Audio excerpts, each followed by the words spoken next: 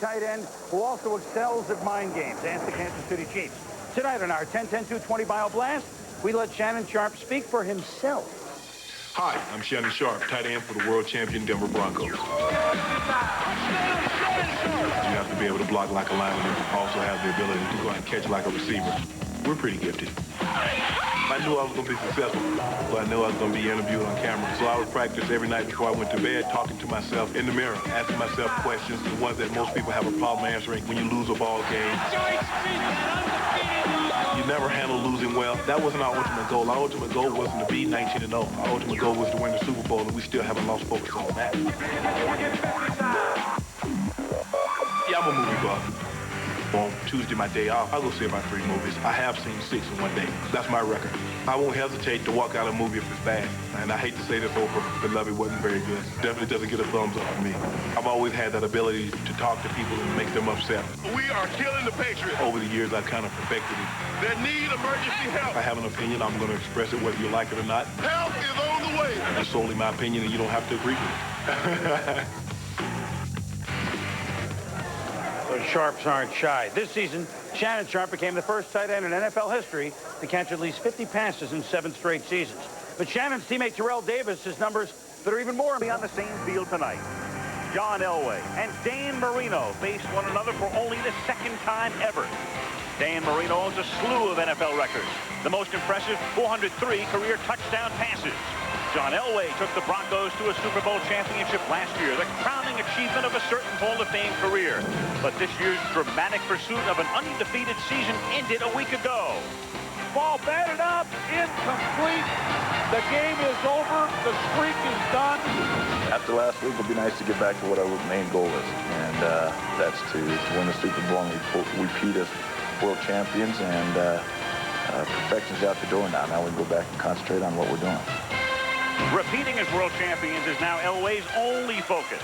The parallel careers of 2 of the all-time greats have a rare convergence tonight when Dan Marino's Miami Dolphins face the world champion Denver Broncos, one of the best matchups of the year. On EBC, Monday Night Football. It is gorgeous in South Florida on this first night of winter. Temperature 76 degrees, and you're looking at Pro Players Stadium, for years known as Joe Robbie Stadium, the home of the Miami Dolphins. Tonight, Miami against Denver. Al Michaels along with Dan Dierdorf and Boomer Esiason. You know, in a way, the Broncos are hoping that history doesn't repeat. What I mean by that is 1996, when they clinched home field advantage so early, they didn't play a meaningful game for over a month and were shockingly upset by Jacksonville in the playoffs. And last year, they made it to a Super Bowl title through the wild card round. But this is like 96. They won't play a meaningful game for 3 more weeks. But Mike Shanahan and the team, they learned their lesson. He will play the starters all the way tonight and most of the way against Seattle next week to avoid what took place 2 years ago. Meanwhile, for Miami, it's real simple. They need a win tonight or next week against Atlanta to get to the playoffs. But what they really want are 2 victories, because that means they would have at least 1 playoff game at home. So it's a beauty from Miami tonight as the Dolphins host the Broncos on Monday Night Football. Victor. Al, the Broncos have wrapped up home field advantage, as you said, no longer in search of a perfect season. So, Mike Shanahan, why is this game important? Well, hopefully we could be playing our best football toward the end of the season with 2 games left. Hopefully we'll play a little bit better tonight than we did last Sunday. And a couple years ago, you lost your competitive edge? Yeah, I think so. Last year we kept it, so hopefully we can follow suit. You do it that way. Thanks a lot, Mike. Back to you, Al. All right, thank you, Leslie. A reminder that commentary for tonight's game can also be heard in Spanish by pressing the SAP button on your remote. Sold out Pro Player Stadium tonight as the Denver Broncos get set to kick off. These 2 teams meeting for the first time since 1985 is Jason Elam, who will be going to the Pro Bowl, 1 of 9. John Avery and Brock Marion are back to receive for the Dolphins. And Elam's kick is fielded at the 8-yard line by the rookie Avery, their #1 draft choice, and the backup running back to Kareem Abdul-Jabbar. Out to the 34-yard line, he's tackled there by Tito Paul.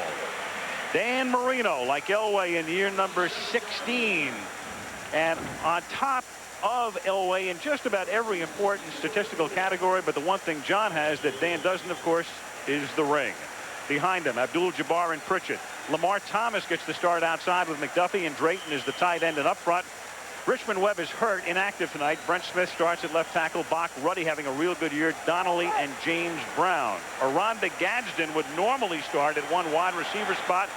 Missed the team meeting this morning and will not start, but is in uniform and will play. Thus, Thomas gets the start, number 85. With McDuffie in motion on first down, they start on the ground, and for a loss of one, Abdul-Jabbar taken down by Trevor Price, the Broncos' #1 pick last year. Let's look at the Bronco defensive line. Hasselback for the injured Neil Smith, Traylor and Price inside, and Tanavasa at right end. Mobley, Kadrez, and Romanowski, the linebackers. Crockett, Gordon, Brown, and Atwater in the secondary. Atwater will go to the Pro Bowl as a starter, and there is the injured left tackle, Richmond Webb. Richmond has a torn triceps tendon. He came back and tried to play a little last week. He had surgery back in early November. He's going to sit out. 2nd and 11, and Marino's first pass caught by McDuffie, and he's rolled down by Darian Gordon. Close to a first down up at the 46-yard line.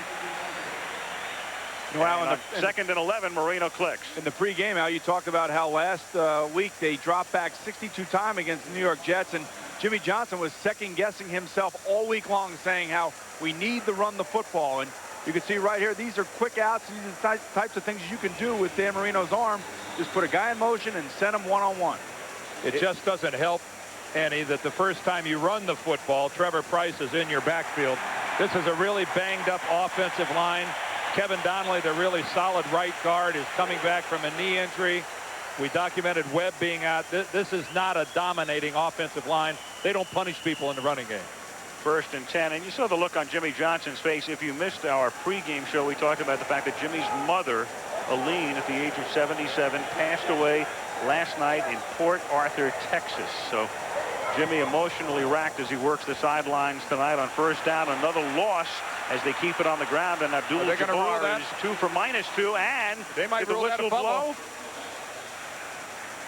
The body language indicates the whistle had blown.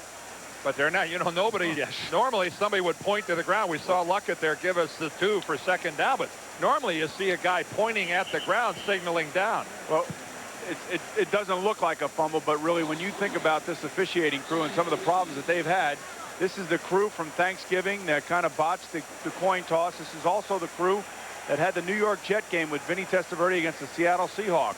And right now it's Kareem Abdul-Jabbar not only losing ground, but also shaken up, coming out. Keith Traylor put the hit on him.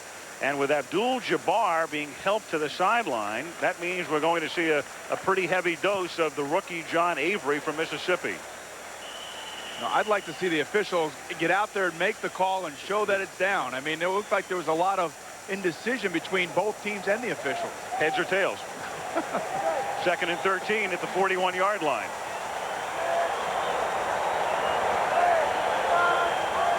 Avery at 5'9", 190, and quick. And we'll see his quickness here if he can exploit it, and a little bit of toughness as well as he takes it to the 49-yard line. And that's what Jimmy Johnson wanted to see more from John Avery. Well, he told us about Avery. I think he can be an every down back.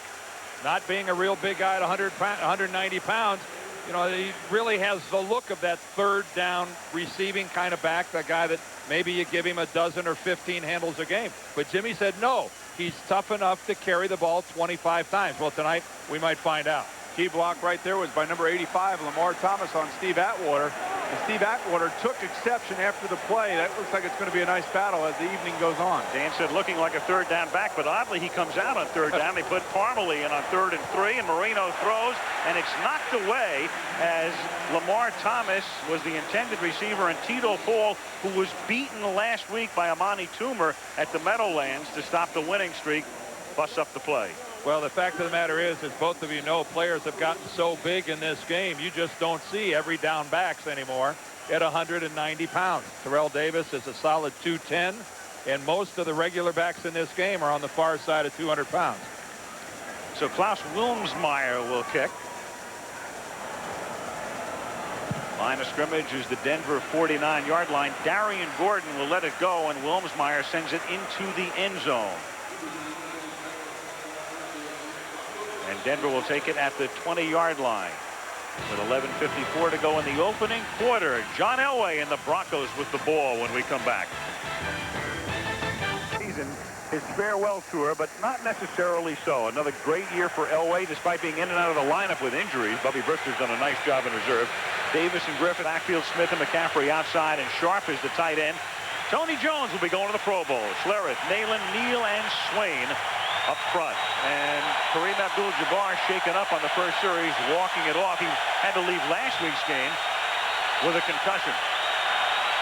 Crowd in full throat. And you're going to see John Elway audibling right here. He sees the press coverage. He's going to want to throw it outside or run it outside. And he'll run it outside with Davis, but he won't go anywhere as he's taken down by Kenny Mixon, a good-looking rookie out of LSU. Mixon, a #2 draft choice in the spring, has started every game. Let's look at the Dolphin defense. The coordinator is George Hill. Mike Shanahan sending in a play on second down. Mixon, Bowens to the Pro Bowl. Gardner and Taylor up front. Rogers, Zach Thomas, and Robert Jones are the backers.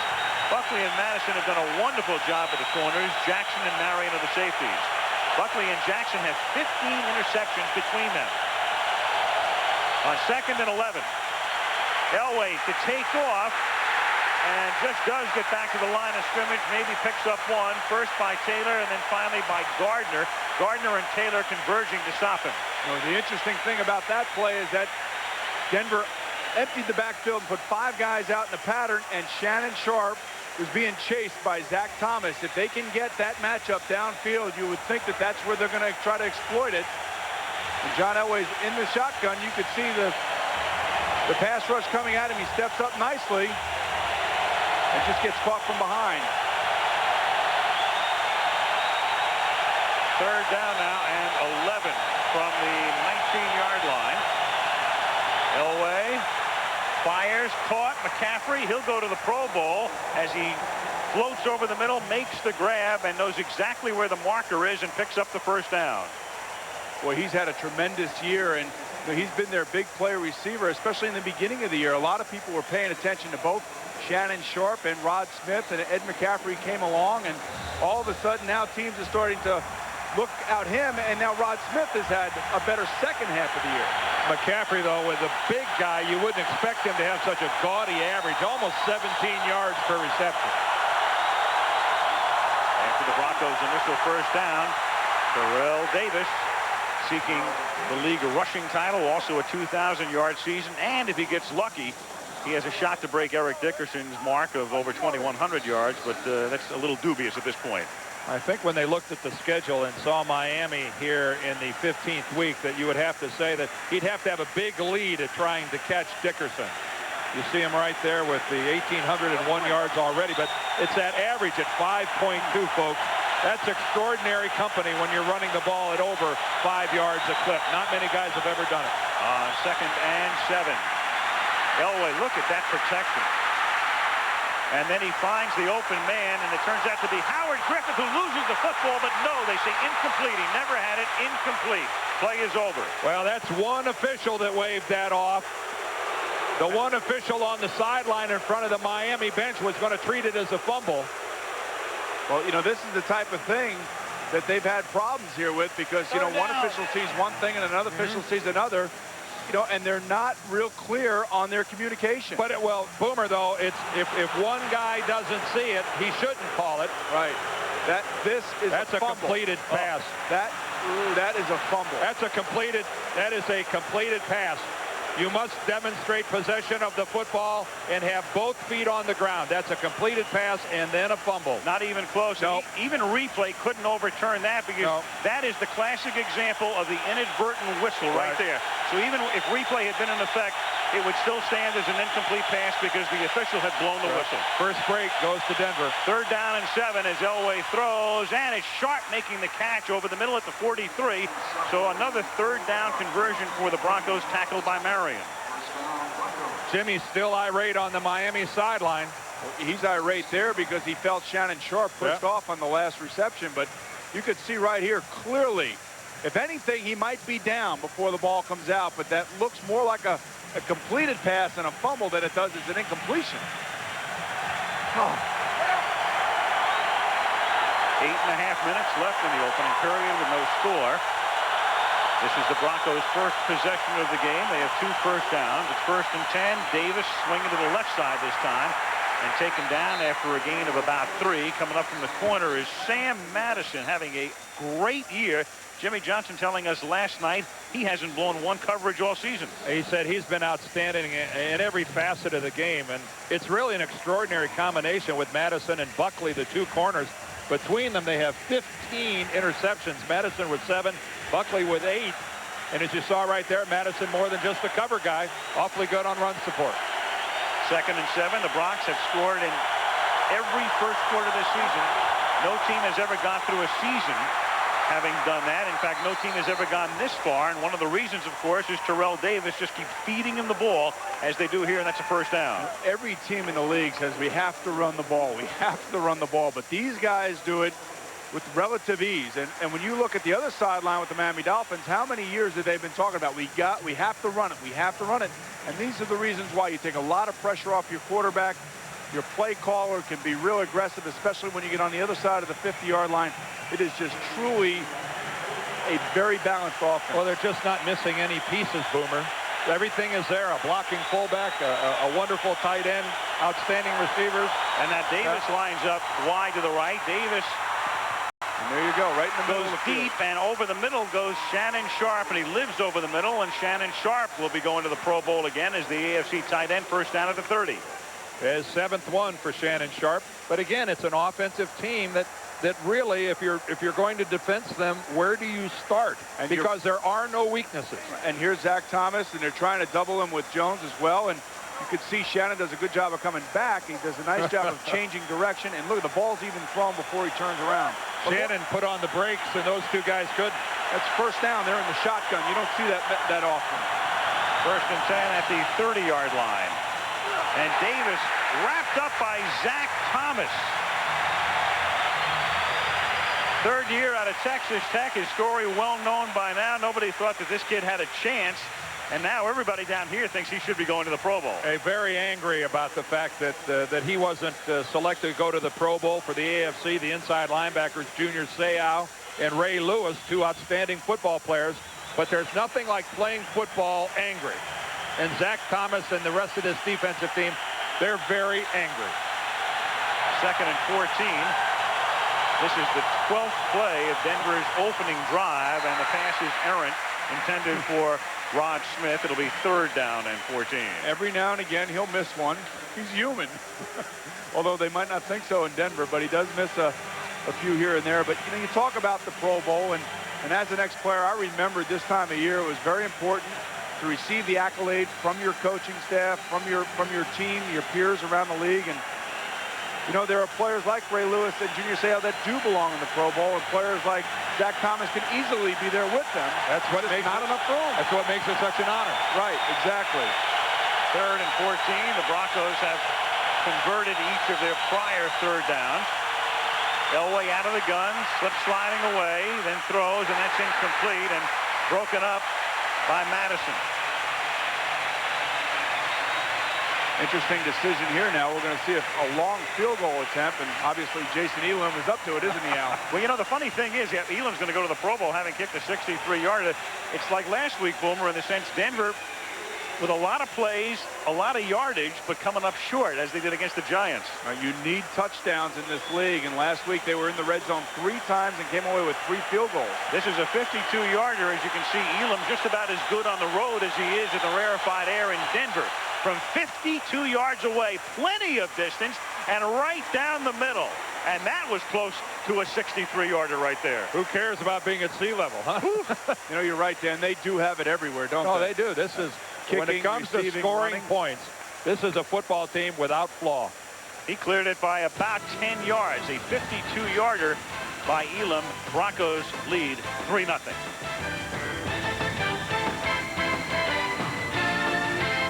Kicks off to the goal line, John Avery. And his 2nd run back of the night is a 22-yard return as he gets tackled by George Coghill.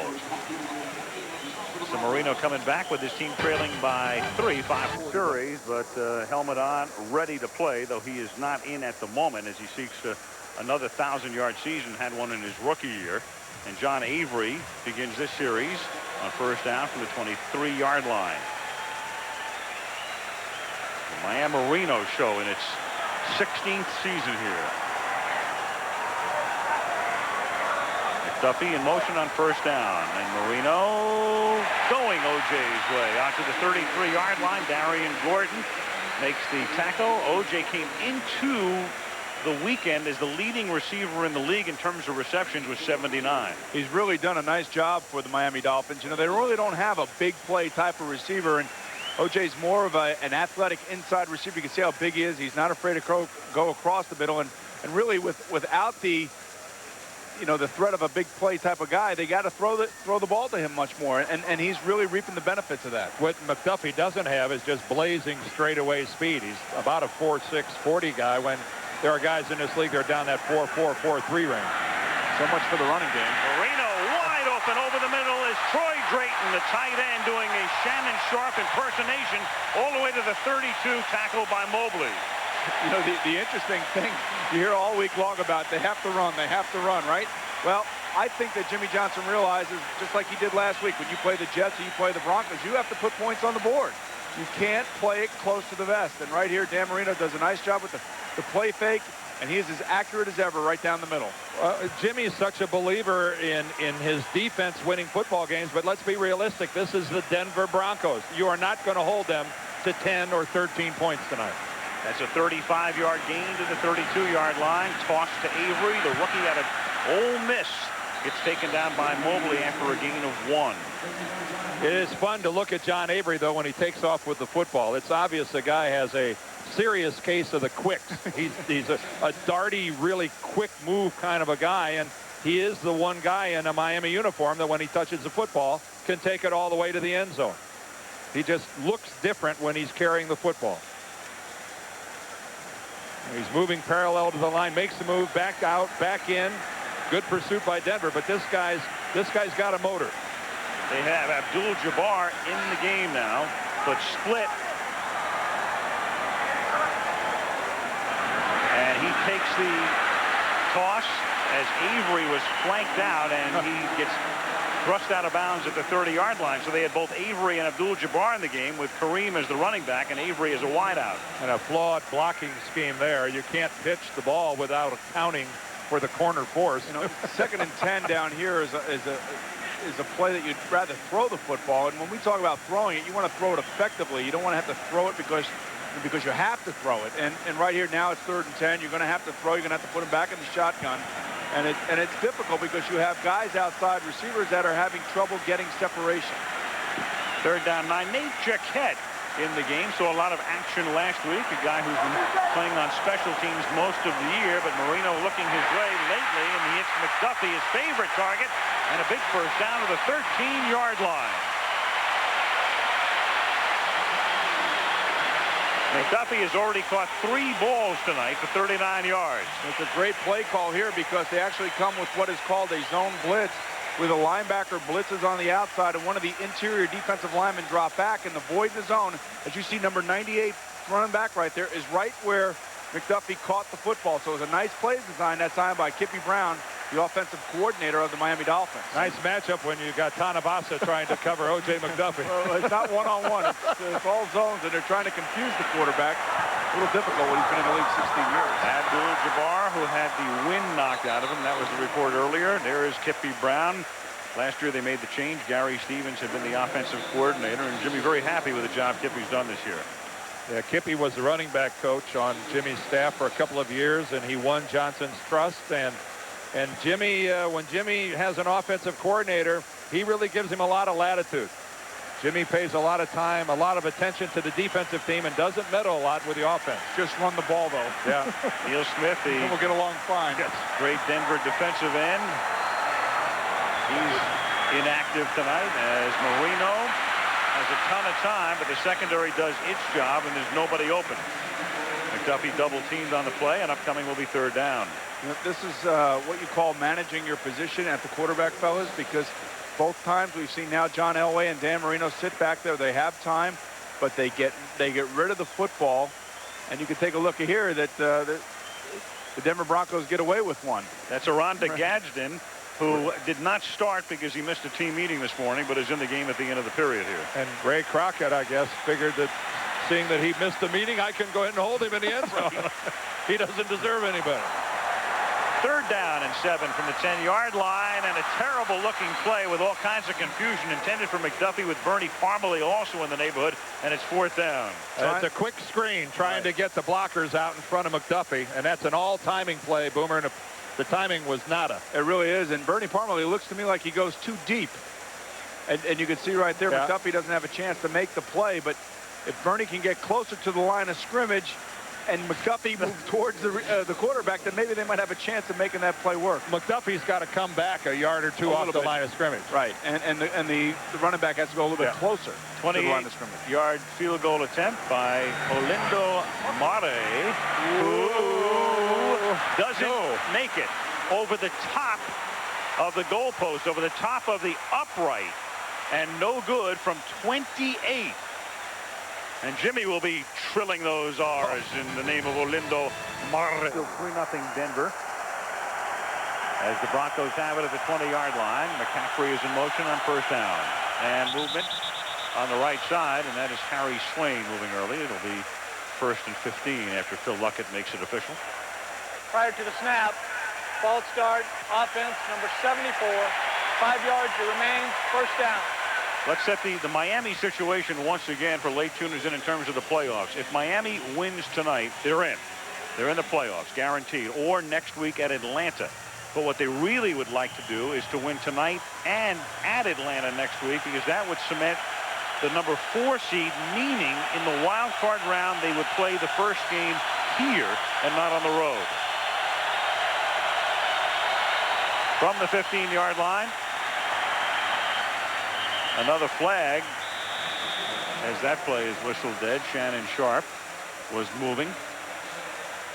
Prior to the snap, offense, number 84. 5 yards remains, 1st down. They could also back in, gents, by even if they lost and Tennessee loses to Minnesota in Nashville on Saturday, Miami could actually really back into the playoffs, losing their last 3 games. I don't think they want to go to Buffalo or New England. I can tell you that right now.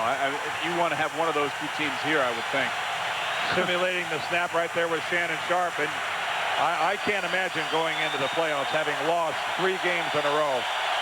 It's pretty safe to say a team that does that is going nowhere except home after the first week. Yeah, you'd be looking at 3 road games in the playoffs to get home as Davis takes it up to the 13, because Miami would have to win all 3 playoff games on the road, and then they'd get to the Super Bowl here. Right. Fat chance. Yes, if right. they closed out 3 losses in a row. Monday Night Football being brought to you by Ford Taurus. Ford, built to last. Prudential, bringing strength and stability to America's families through insurance, healthcare, real estate, and financial services. Propecia and Bud Light, for the great taste that won't fill you up and never lets you down. Make it a Bud Light. That still stands, doesn't it? No home team has ever played in their home stadium for a Super Bowl. Right, 2nd and 17, and it is Sharp, and Shannon looks for the flag. Well, it looks like he yanked him down, didn't it? Byron Chamberlain. It was Byron Chamberlain, the other tight end. And there is no flag. Derek Rogers, the linebacker, with him. Mike Shanahan pleading his case. Well, definitely hooked him by the shoulders, but the ruling was that that was not a ball that he could have caught. Ooh, close. Yeah, close. You'd expect to see a flag more often than not there. Chamberlain, a guy they think has a great future, fast and big, as Elway guns it on 3rd down, intended for McCaffrey, and the coverage is brilliant. Patrick Surtain back there with him, and it's 4th down. You know, what you're seeing now by the Miami Dolphin defense is just exactly what they are. They're aggressive, they're fast, they're young, and maybe even more importantly, they're cheap. They don't cost a lot on that defense. No, there's not a lot of big money over there. Nope, and they are aggressive, and they line up, bump and run, and they'll you all the way down the field. And they're led by this guy, Terrell Buckley, who told me before the game he's not worried about the Pro Bowl. He just wants to return king.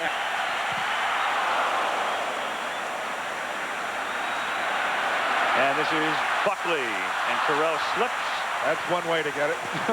And down at the 43 to the consternation of special teams coach Mike Westhoff. 23 ticks left in the opening period. 3-0 Denver. Here's a reminder, Christmas Day at noon Eastern time, 9 a.m. on the coast. The Kelly Tires Blue-Gray All-Star Football Classic from the Jeep Aloha Bowl from Hawaii. Colorado against Oregon. You know who played in that inaugural Aloha Bowl many years ago? Did you? Yes, I did.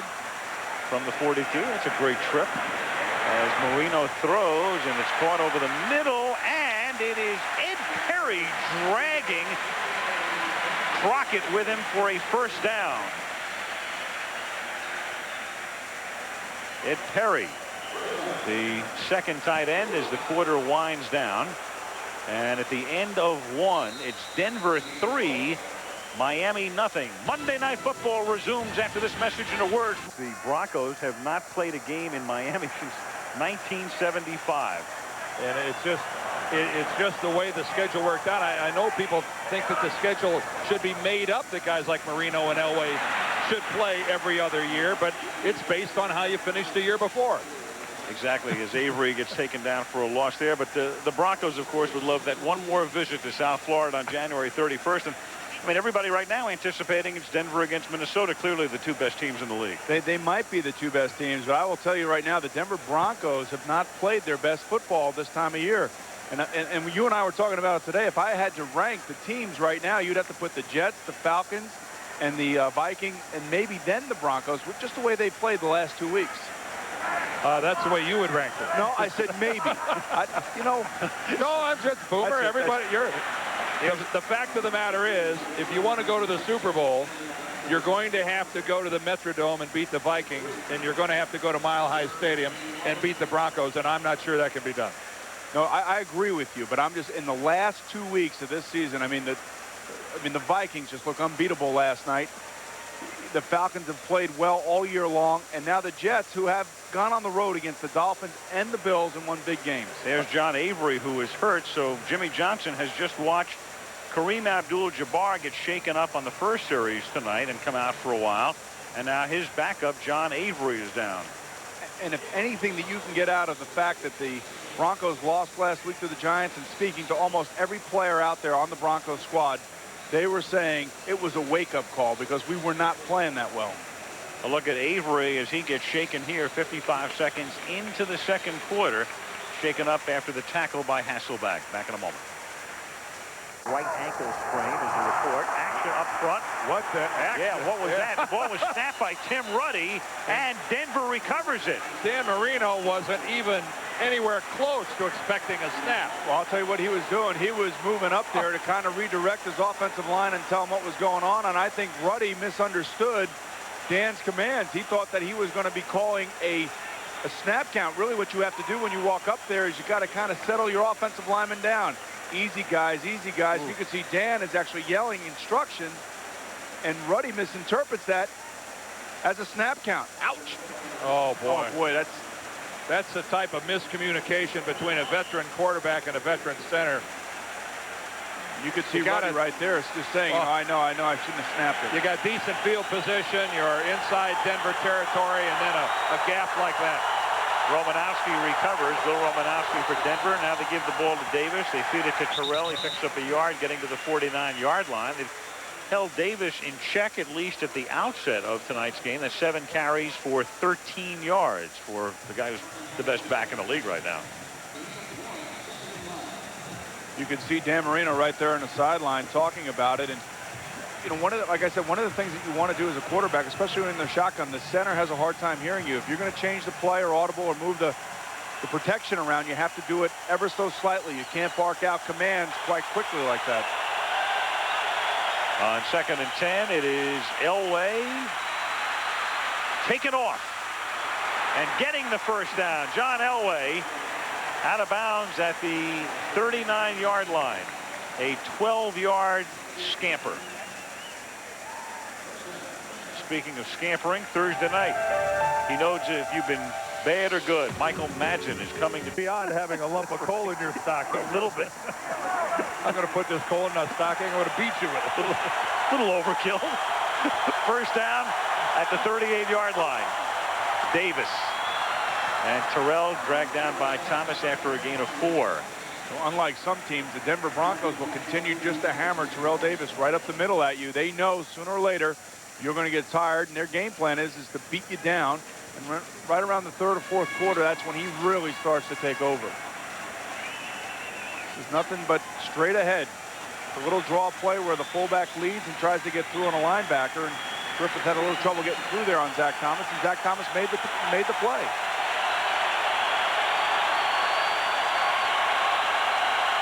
On 2nd and 5. That familiar deep drop of Elway, and then another familiar move. Sliding for a first down to the 25-yard line. He must have been watching Steve Young last week.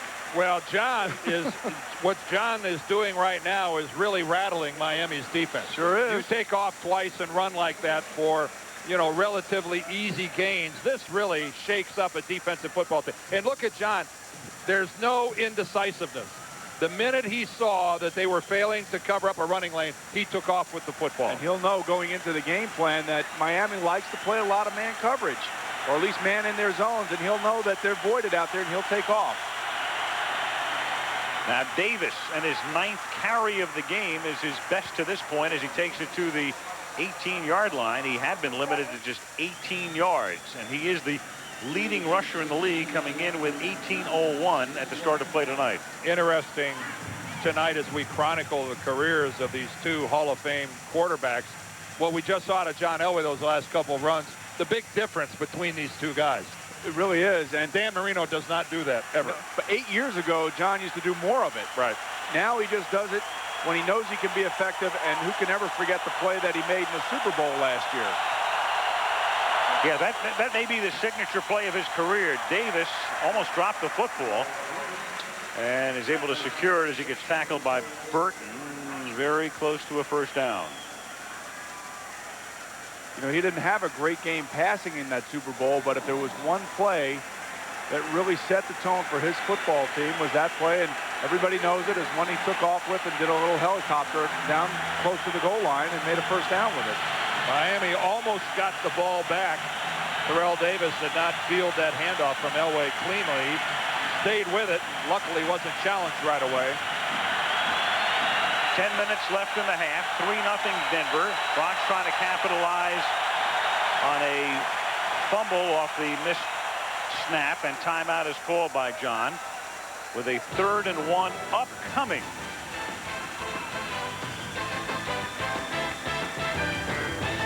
Bud 1 airship. There it is, floating high above Pro Player Stadium, which opened for business in 1987. Now this is an area here where you might see a play fake to Terrell Davis. It's 3rd and short, and Miami's defense is going to be aggressive. 3rd and 1 from the 17-yard line. There it is. Off the fake. Elway throws, caught, first down. Rod Smith pulls it in at the 8-yard line as Boomer called the play to a guy, Rod Smith, who last year was the key guy, and now he's been doubled so much this year that McCaffrey's been the beneficiary. Yeah, and McCaffrey really has, and we talked about that early on in the season. It seemed like every time he turned on some highlights, Ed McCaffrey was making a touchdown. And then now, as the season has progressed, Smith has really caught up to him now. And you could see they're just so dangerous, not only at the wide receiver position, but at tight end, running back, and quarterback. As you said, Dan, they're fully loaded. 75th catch of the season for Rod Smith. 1st and goal from the 7. TD. Inside the 5, shoved out at the 4-yard line by Sam Madison. 2nd and goal. And there's nothing really glamorous about that as we look at George Hill up in the Miami press box running the defense. But it's the way that everybody on Denver stays on their blocks. Their offensive linemen know how to finish. They get on somebody, they stay there till the whistle blows. And as we saw in that play right there, the outside guys block. Ed McCaffrey is out here on the point, and his block gives Terrell Davis another 4 or 5 yards. There's McCaffrey right out on the corner blocking on Sam Madison. Everybody finishes their blocks in a white shirt. 2nd and goal, and there's a fumble, and Davis picks it up and at least retains possession for the Denver Broncos, as Terrell Davis was alert enough to pick it up at the 9-yard line and keep the ball. 3rd and goal. Watching that play, the interesting thing was you could see John Elway actually looking out to his left. He noticed that there was a blitz coming, and looked like he tried to get out underneath the center before he had the ball. You can see him look to his left, and the ball just slips through his hands.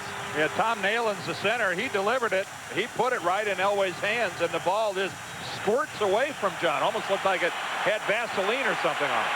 Third down and goal, and Davis stays in the game, but he's wide to the right. Terrell at the top of the screen is the wide out. Elway in the empty backfield out of the gun. He looked toward Davis. He couldn't get open, so John's going to take off, lose the football in the end zone, and it is recovered there in the end zone by Rod Smith for the touchdown. Jason Taylor was able to punch the ball loose. And of all things, well, it's been that kind of a year for the Denver Broncos. It really has. I mean, it's something to behold when you can make a play. This is, again, vintage Elway just moving to his left this time and knowing that he's going to take it. You know, that's when I decided to retire, when a defensive lineman could track you down from behind. Well, Jason Taylor can run he can run down any quarterback in this league from behind. If you're wondering about a fumble into the end zone, Depends what time of the game and what down it is. Or if it's a fourth down, Elway would have had to recover it himself, or in the last 2 minutes of the game he would have. Right. But in this particular circumstance, that is allowed. You can recover it, as was the case. Smith for the TD, Elam for the conversion.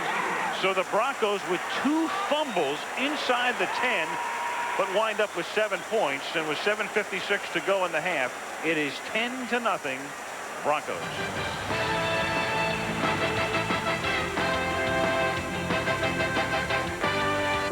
Miami, home of the Marlins, the Heat, Panthers, and the Dolphins. The University of Miami. University of Miami. The Canes. Yep. A few great racetracks. At the 3-yard line, this is Brock Marion. And, Brock Marion put himself into one of those really awkward positions where he could have been seriously hurt, tackled at the 22-yard line. In the meantime, look at this. Again, the Elway fumble. There's Jason Taylor. He comes down and going to hit John right in the elbow. And John pretty careless with the football, dangling it out there just in one hand. And fortunately, one hops right to Rod Smith. What a great play by Jason Taylor, however. Well, I mean, it just goes to show you how quick and how fast this defense is. When you have a defensive end coming from all the way around the corner, tracking your quarterback down and forcing a fumble. There aren't many defensive linemen in this league faster than Jason Taylor. John Avery has gone back to have his ankle x-rayed, so the backup running back is out. Abdul-Jabbar over the left side out to the 25-yard line for the Dolphins, remember, who missed a field goal from 28, had a fumbled snap at the 50. Have now seen Avery go back with a right ankle sprain. Jabbar had the wind knocked out. Jimmy, of course, emotionally racked, and we've talked about that tonight. And this is a team that must win 2 games to secure a home game in the playoffs. And right now, they're finding themselves in the position that most of Denver's opponents find themselves in. Behind relatively early in a ball game, having to play catch-up. 2nd down and 7 from the 25-yard line. Elway deep, and it is incomplete. Troy Drayton looks around for a flag, and there is no yellow on the field. 3rd down and 7. Well, the season concludes this weekend. Sunday Night Football on ESPN. The matchup out of Irving, Texas, features the Washington Redskins and the Dallas Cowboys, and we will go to Jacksonville. Well, at the beginning of the year, this looked like it might be for the division title, but instead Jacksonville has wrapped up the AFC Central against the Pittsburgh Steelers, out of the playoffs for the first time in the Cowher regime. Next Monday night. If nothing else, we'll have a few stories to talk about. It has been a very unusual year in Pittsburgh. 3rd down, and it is incomplete as Aronda Gadsden can't hold on, covered by Torrey James. You know, you just see an offense that is so struggling. Their receivers can't get away from anybody, and really what Denver does to you on defense is they put pressure on you by bringing linebackers and dropping off defensive linemen. And you know, this is the problem that you have when your receivers are banged up, as Aronda is. He does not get any separation from the defensive back whatsoever. The quarterback really has no place to throw the football. Darian Gordon back to receive. Dan, I promised Klaus that we'd call him Wilmsmeyer once tonight. Wilmsmeyer. He said, my father, Klaus Sr., will love it in Toronto. So Wilmsmeyer's kick, hauled in by Gordon at the 31, and he's out of bounds at the 38. Klaus, you will punt the ball, and you will punt it well. Good punt. 6:41 left in the half, and there's a flag down, so hold the band. Hold the band, stop it. This has either got to be some sort of unsportsmanlike conduct or holding. There you have it. It looked almost to me like it was a clip in the back down here along the sideline, an illegal block in the back, but they didn't see it. And you can see Jimmy Johnson was arguing on the sideline because he wanted the clip in the back down here.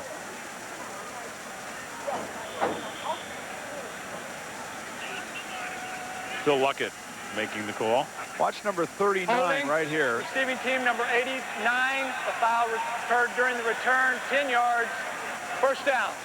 And that was right in front of the side judge right there. And Jimmy Johnson was screaming, wanting that penalty. It moves it back to the 28. 6:41 to the half. 10-zip Denver. Ladies and gentlemen. Feeling no effect down here in South Florida. It's beautiful down here. Temperature today in the low 80s. Nice breeze off the ocean. Al Michaels, Dan Dierdorf, Boomer Esiason, Leslie Visser. 10-0 Denver. Bronx have it at the 28-yard line, and Elway buying time with that fake, and then it's incomplete over the middle, intended for Shannon Sharp, who looks around and says, "Where's that flag?" Shannon looking like a jewelry store out there. Well, he's beautiful now. He'll tell you a few things about himself on the field, and he'll also tell you a few things about yourself. Boomer, take a look at this. Last time Elway faced Marino in '85, 13 years ago. 4 guys on the left still active: Cunningham, Moon, DeBerg, and Craig, but 6 guys announcing football, including me. There you are, right at the bottom there. Proves it's easier to talk than to play. 2nd and 10. Oh, you would know, Dan. Oh, believe me. And see, Boomer, why do you take everything as being derogatory? I was just making a blanket statement. It had nothing to do with you. Well, Boomer is still shell-shocked from the announcement earlier today, as you look at Gary Kubiak, that Jake Plummer of the Arizona Cardinals just signed a 4-year, $29 million extension with a $15 million bonus. 2nd highest contract in the history of the NFL to Steve Young. Hey, I'm happy he gets it, but you know what? When I was there, they told me they had no cash. I was like, what's going on? It's all the money he's been saving up the last 30 years. Right, it's in the market. 3rd down and 10.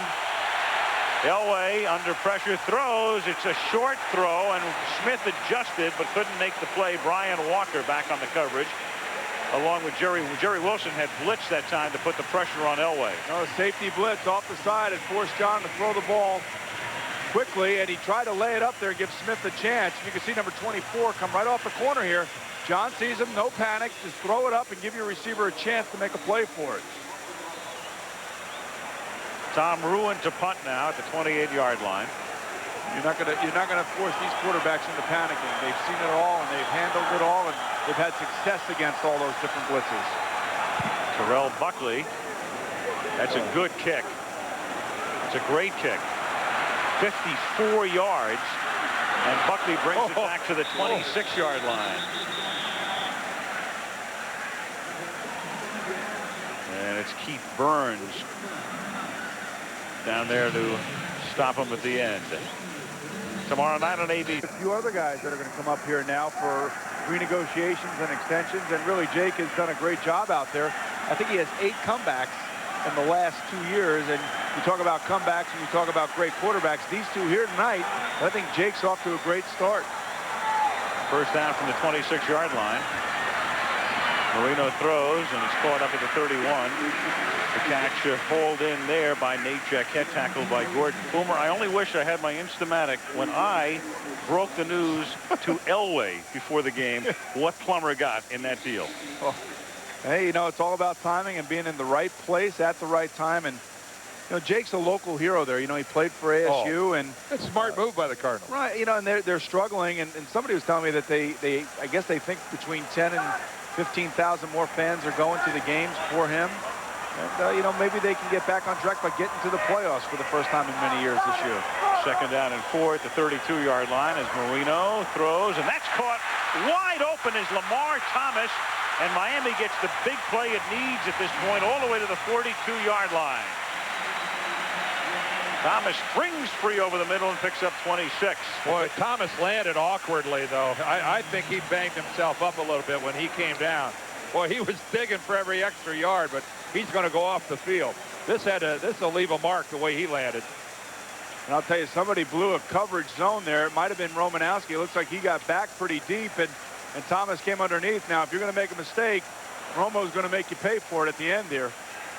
I should know because he intercepted me here in the Super Bowl many years ago. First down at the 42-yard line, Abdul-Jabbar. What a memory, buddy. Oh, one I tried to forget, but every time I see this part of the field down here in Pro Player, this is exactly where it took place. Meanwhile, James Brown, the big right tackle of the Dolphins, into a little shoving match with your buddy. The aforementioned Romanowski, he's in a little tussle. Well, Look at that guy move. I guess it really happened. Rolling, throwing, and I can't believe he threw that pass. Bill Romanowski intercepts for the 49ers, who go on to win on that Montana drive. John Taylor's touchdown catch at the end. Okay. Our defense held them, and they missed the field goal after that. Gotcha. I was reminded before the game, thank you. A turnover that did not result in points. That's right. Our defense kept us in the game. Thank goodness they were there. Timeout Miami with 2nd and 10 upcoming. 10-zip Bronx. His name gets mentioned once in a while in terms of head coaching vacancies. The other guy we've been seeing tonight, Gary Kubiak, is a serious contender. You would think at this point, in fact, with the Cleveland Browns in the next few days allowed to begin to interview coaches, Gary Kubiak is one of those guys who will, I'm sure, be interviewed by the Browns. Yeah, every other team has to wait until that particular team's coaching staff is done with their season, regardless of how deep they go into the playoffs. Only the Browns have an exemption this year from that rule. I think, they start next week? I believe it's next Monday. Yeah, I think so, too. You spend that much money on a football team, you better get some breaks.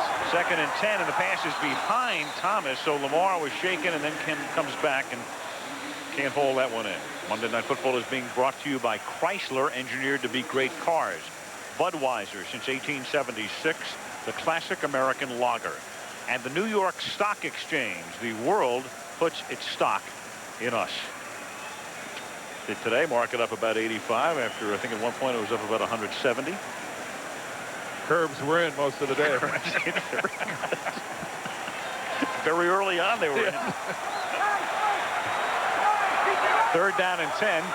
Should we go to Marita Bartiromo for a report or no? Never mind. 3rd down and 10 from the 42-yard line. You'd like to. The pass is incomplete and it's 4th down. Aranda Gadsden was the intended receiver. You have to remember that Dan Marino has had some great wide receivers here in his tenure playing here, and right now Aranda Gadsden's playing with 2 bad turf toes. He's also coming off a year in the Arena League, and it's kind of beat up, and you can see him limping there a little bit. And you know, it's frustrating for a quarterback when you drop back and you don't have confidence in your guys to get open, especially when it's against press coverage like that. Gadsden played with the Portland Forest Dragons of the Arena League, and that is a high floating kick. In fact, the infield fly rule is in effect on that Wilmsmeyer boot that winds up rolling dead at the 23-yard line to the consternation of the crowd. Let us go to Leslie Visser. Leslie. Evening, gentlemen. Well, you may know, Al, that 10 minutes after the Giants beat the Broncos, Nick Buoniconti was on his way here to Pro Player Stadium. How good did that champagne taste? They're very, very good, Leslie. I'll tell you what, everybody says, don't you wish that the Miami Dolphins had a chance to beat the Broncos? I said, no. The Giants are my new favorite team. I love them. Well, everyone would want to know, how would your 72 team handle the 98 Broncos? Oh, I think we do pretty well against them. We had a great running game. We had a great offensive line. Great Hall of Famer named Paul Warfield, and a defense that set the record for the fewest number of points in the NFL. You ought to be an announcer. Thanks very much, Nick. Back to you, Al. Thank you, Leslie.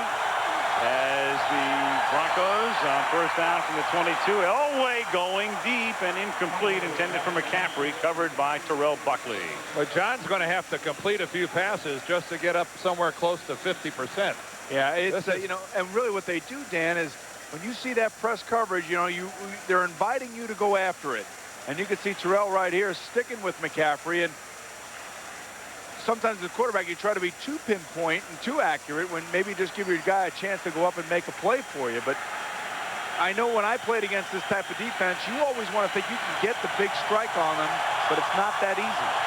Elway, an uncharacteristic 4 out of 12, 33%. And on 2nd and 10, Davis swings to the outside. Good tackle. That's Sam Madison.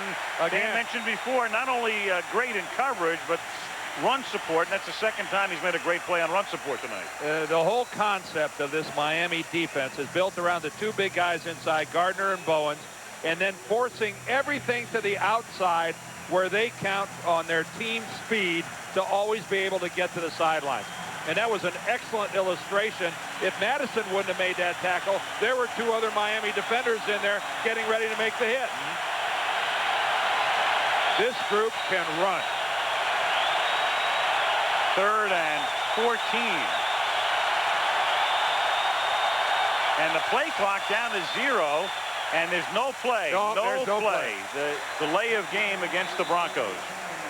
You know, Dan, talking about this defense, not only is it young and it's quick, but it's very simple. Snap, delay of game, offense. 5 yards, it remains, 3rd down.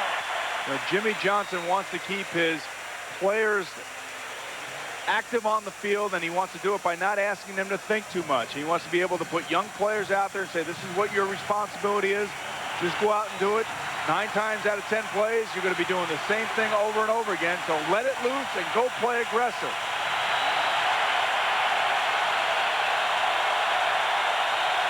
2:13 to the half. The momentary stoppage here to put some time back on the game clock. And as a quarterback, this is really gets nasty. On the road, the fans are into it. The defense is fired up, and you got to make your quick decisions. 3rd down and 9. Surtain blitzing from the corner. Then the ball is loose. They're going to rule it a fumble. No, now they're waving it off. Thomas, one official finally said no. Phil Luckett, the referee, finally comes in 3 or 4 seconds afterwards and rules it an incomplete pass. Right. Everybody was in play, and then there was a late call ruling an incomplete pass. Well, I'll tell you, it is close right here. Watch this. John Elway stepping up.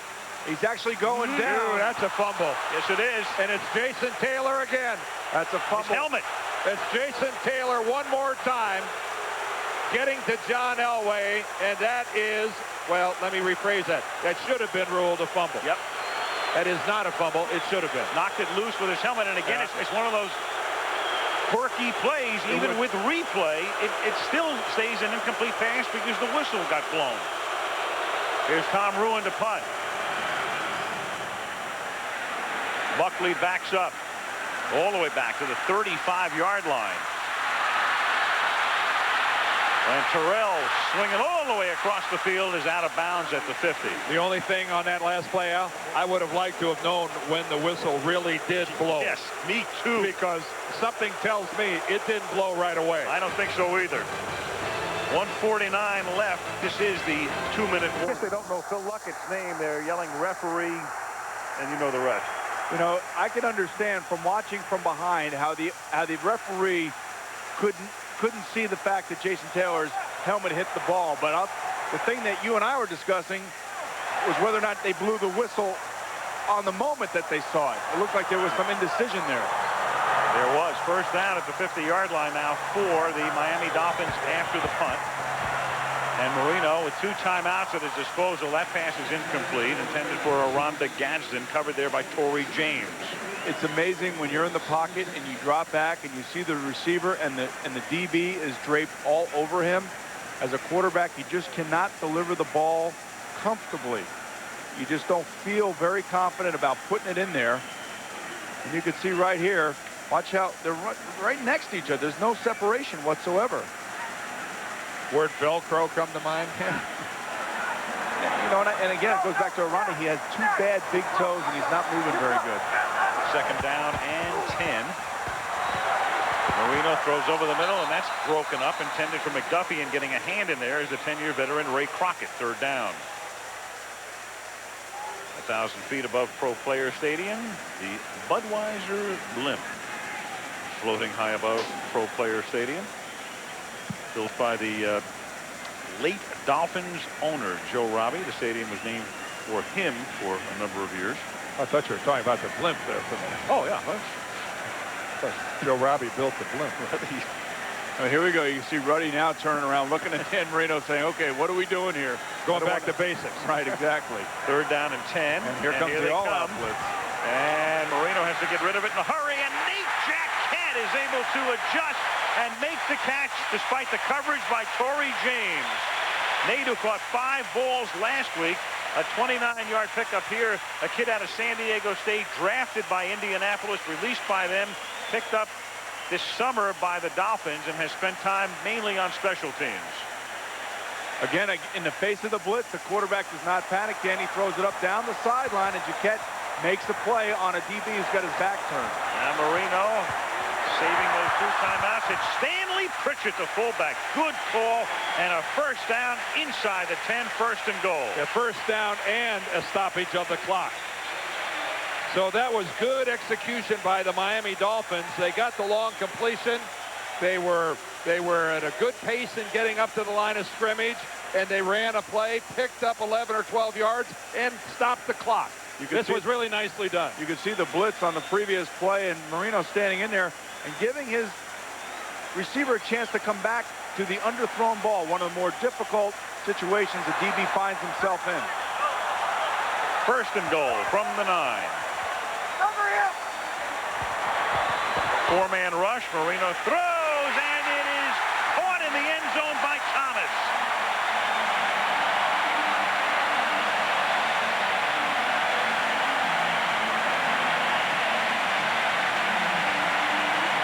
Lamar Thomas locked up with Tito Fall, the defensive back beaten last week by Amani Toomer for the game-winning touchdown at the Meadowlands.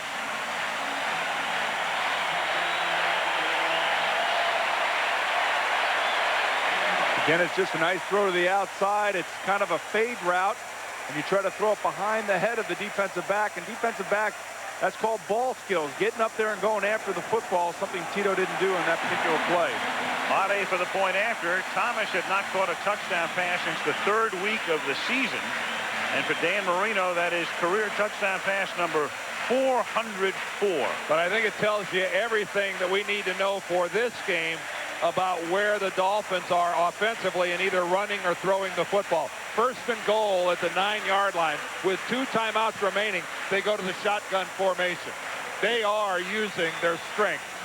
They're using their PhD in offense, Dan Marino. They really are, and it's, you say that, it's kind of funny that Dan Marino is now in an offense that is so simplified that really any player that comes in here off the waiver wire should be able to pick it up, and that's why Jimmy Johnson did it.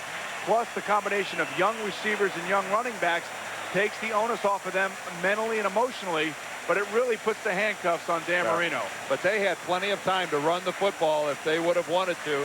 They could have gone into a regular offensive set with the 2 timeouts, but no, put it in the arm of the guy that brought you here.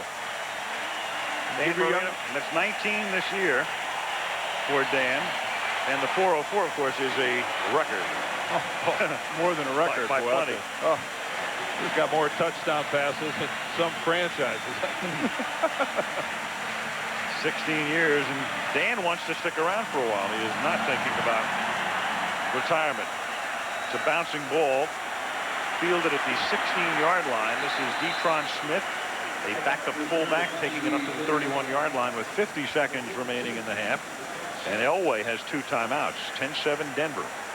I don't necessarily know about that kick here. This is not a terribly difficult situation for John Elway to be in. This is something that he relishes and he does very well. The 2-minute drill at the end of a half, and you know, this is still a dangerous situation for the Miami Dolphins. They might think that they have momentum on their side, but this guy right here can quell that in a moment's notice.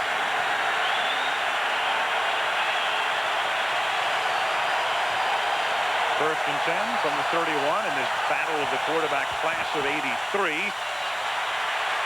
Elway throws, and that's caught up at the 38-yard line by Terrell Davis, and he's tackled at the 39. The one thing that Miami has done tonight is they really kept the Denver ground game in check. Davis making the catch here, but on the ground, 13 carries, 26 yards. I think I would have called timeout right there to save a few precious seconds, but who am I to argue with number 7 out there? Second down and 2. I think it's a point well taken, Boomer, because with under 20 now, it's caught over the middle. Now timeout. This is Griffith at the 47. Now they have to take one. And they have one remaining, but they're still well out of field. Well, I say well out of field goal range, but then if you think about Jason Elam, well, they're out of field goal range, but fairly close. Timeout, they have one left. What's coming up at the half? Chris Berman in Baltimore. All right, Al, thank you. Coming up in the Toyota Halftime Report, the ESPN Top 10 Plays of the Week with an Elmo TD duet, a snake sacrifice leading to a score, and Jamal's runs for Reeves. Back to Miami. There is Jason Elam. He of the 63-yard record-tying field goal earlier this year against Jacksonville, putting his name into the book alongside Tom Dempsey. You know, the theory about the timeouts is that, you know, you don't want to leave any timeouts on the board if you're at the end of the half, especially in this type of situation. Right. And they probably could have saved a good 20 seconds. They might be sitting here with 34 seconds as opposed to 14. You know, if they don't gain a single yard here and Elam comes out, you're looking at a 64-yard attempt, or 65. Elway throws, and McCaffrey, who gets banged down by Marion. He stays in bounds, compelling them to take their timeout here. I don't think Ed had much of a choice where he landed. No. No, and somebody had to call timeout for him. And you talk about a tough guy. This is Ed McCaffrey down the sideline, knowing that Marion's going to come and lay a hit on him. One of the more dangerous passes to throw down the sideline for a receiver is in the zone of a cover two between the cornerback and the safety. That will leave a mark. That sure will. That'll leave a mark. And for Ed, he goes over 1,000 yards in receptions this season, and he'll remember that one. And that's how you tackle. You tackle with your shoulder, not your helmet. So the line of scrimmage is the 26. The field goal attempt by Elam now as they set it up. Ruin will put it down at the 34, so a 44-yard attempt. That would have been more fun if he would have been an incomplete. 44-yarder after his earlier 52 and 63 earlier this season. This is like a sandwich for him. And it is good. Well, give Denver credit for being aggressive. It would have been real easy to just sit on the football, run out the clock, go to the locker room with a 3-point lead at halftime. That's why I don't understand the kickoff by Miami after they had just scored. Instead, it's Denver 13, Miami 7. Al, Jimmy Johnson said at halftime that this is strange to save a 38-year-old, but they have got to limit Elway's scrambling. He also said with Avery out and Kareem Abdul-Jabbar dinged, he said our offense is severely limited, and they do not want Dan Marino to throw the ball 57 times as he did last week. Well, Al? they're going to have to because they can't run it. Sometimes necessity forces you to do things that you don't want to do. From the 40-yard line as Elway begins with a bomb to start the second half and hits Rod Smith, who had beaten Sam Madison. And we had talked about Jimmy Johnson telling us last night that Madison hadn't been beaten all season. Well, he's just beaten there, 35 yards. Jimmy's looking for a little help from the officials, saying that the ball was not held by Rod Smith, that he was juggling it on the sideline. It's an absolutely perfect throw by John Elway. Dropping it right over Madison's shoulder, right into the hands of Smith. And let's take a look at it. He pretty much demonstrated possession. Sure. Now Davis gets tackled there by Robert Jones for Terrell Davis. A very un-Davis-like evening to this point. 14 carries, 27 yards. Less than 2 yards a carry for a man who comes into the game averaging a sparkling 5.2. Broncos 30 straight wins when leading at the half, as is the case tonight. Longest current streak in the league. You know, you have to remember this is the third-ranked defense in the NFL coming into this weekend. The Miami Dolphins are, and they had trouble against San Diego, which is one of the better defenses as well. So there's not a slouch defense that they're playing against. 2nd and 9, and Sharp makes the catch at the 20-yard line, taken down there about 5 yards shy of the first down. George Hill's defense trying to hold Denver right here as we look at the numbers of the first 30 minutes of competition. Denver on top by 6. And by Denver standards, 139 yards at halftime, a pretty anemic production. A good half for the Miami Dolphins, on the other hand, with 180 total yards, but the one turnover. You know, Boomer, you talked about this defense of Miami's being third coming into this weekend. That's in yardage. They're number one in the number that counts. Points allowed. That's exactly right. Lorenzo Bromell moving. He's been a great story for the Miami Dolphins. A rookie, a fourth-round draft choice who already has 7 sacks. Number 2 in the NFL for all rookie defensive linemen. Only Vonnie Holliday in Green Bay has 1 more at 8. Start, offense, and the snapper. 5-yard penalty remains. 3rd down. On the snapper. You know, it's kind of interesting. Centers try to get away with a little muscle twinge in their arm, and defensive linemen are not really watching the football. They're looking for movement, either by the quarterback's legs or by the offensive lineman in front of them. Well, we're down here in South Florida where seafood is really big. The center becomes snapper down here. Yes, he does. And what he's saying is that Nalen made a kind of a quick move. When he dropped his butt like that, he was saying he was simulating a snap. Tom Nalen, 3rd down and 11. Elway for the end zone, and Shannon Sharp does everything he can to try to draw a flag with Buckley. Buckley with great coverage, and Sharp doing a wonderful acting job to make it look like interference. And guys, that's the matchup that you want. You don't want Shannon Sharp showing up against Zach Thomas running down the field, but you could see because of the alignment that they put Buckley right on Sharp, and Buckley could stay with him. He's not going to outmuscle him, but he can definitely stay with him. Now Elam for a 43-yard attempt. He's made them from 52 and from 44. Tom Ruin to hold it. And he missed it. He hooked it. He did. Big time. And that means the ball will come back to the 34-yard line. 12:42 remaining in the 3rd period. Denver up by 6. Honest, but play action. Look down the field. If you can't find anybody, you know, Dan has the whereabouts to get the ball off to his late releasing backs or his tight ends. And this is the type of thing they're going to have to do offensively because they cannot move the ball running it. 2nd and 5. Bill Romanowski aligning himself at his linebacker spot. McDuffie in motion. Marino throws, and it's caught by O.J. McDuffie up at the 45-yard line. Crockett is there for the tackle. And gents, of all the interesting things with this Marino-Elway matchup, first time in 13 years, we forget going all the way back, they were great baseball players.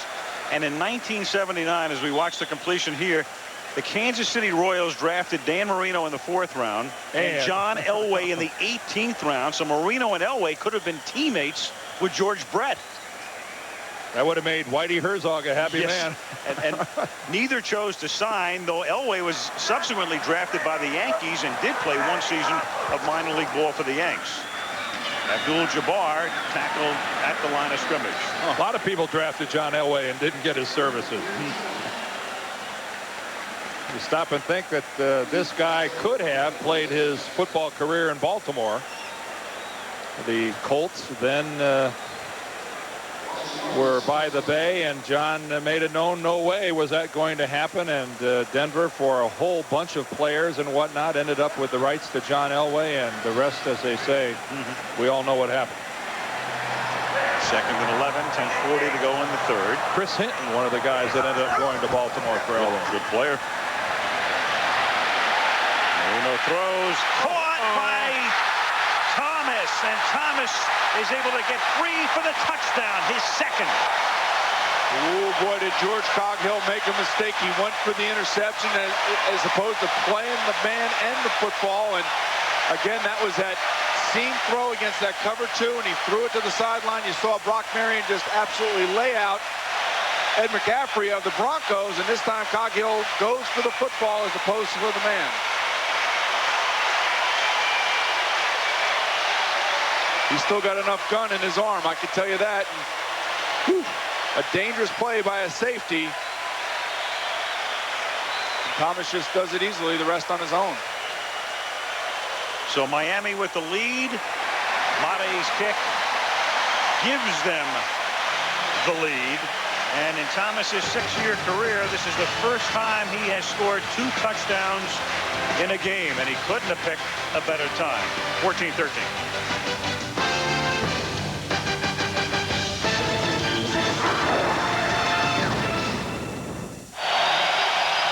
This crowd really into it now as their Dolphins are up by 1. Made's kick fielded by Vaughn Hebron at the 1, and he's tackled at the 21-yard line by Nate Jaquette. Now Elway coming out as we take a look at the quarterback comparison, the first meeting of these guys since '85. You think Dan Marino's trying to make a statement here tonight? You know, you will talk to both of them and they'll say we're not playing against each other, but every quarterback goes out on the field wanting to outplay his counterpart, and in a game of this magnitude with these types of players, they both are so competitive that they're the ones that not only want the win, but they want the numbers on their side. And even more basic, Miami wants to get into the playoffs. A win tonight, they clinch a playoff spot as Elway gets flushed out, throws underneath, and they bust up the play as Davis makes the catch, but right there to bring him down was Darrell Gardner. You know, and a real indication of that, guys, is that we didn't see the rushing statistics for John Elway, but when he's starting to make plays with his legs, it goes to show you just how important this game means to him. Well, he wants this one very badly. There's no question about that. Tonight, he's rushed 4 times for 23 yards. He almost has as many yards as Davis has in 14 carries. Well, he's like Steve Young in that respect. He really can't play any other way. It's just not in his nature. 2nd and 13. Draw. Davis, and that's Derek Lavelle, and he gets taken down immediately as the play is made by Robert Jones. Well, keep in mind now, we talked about it earlier. This is a defensive football team that really feels that they were slighted in the Pro Bowl balloting. Only defensive tackle Tim Bowens is going to Hawaii, and they really came in on this national stage wanting to prove something tonight. And look at that stick by Jones. Textbook. No, I cannot even begin to tell you how nasty it is back there for the quarterback with how loud it is here, how quick this defense is playing. 3rd and 13, they blitz. Denver picks it up. That gives Elway the time to throw, but good coverage in the secondary. Rod Smith has it broken up by Patrick Surtain. And that's the rookie that Jimmy Johnson says is going to be great. Their 2nd-round draft choice this year, and he came up big that time. Look how tight he is all over Rod Smith. You can see both guys covered, and Surtain actually getting in there and trying to get some hands on him. And Elway tries to underthrow the ball. A smart play, but Surtain was right there for the answer. That time it's Smith that can't get separation. Tom ruined the punt. Terrell Buckley back to accept it. Nice kick. Really good kick. 52 yards. Buckley from the 30. Taken down at the 36-yard line. The tackle made there by John Mobley. 8:33 left in the 3rd. Miami up by 1.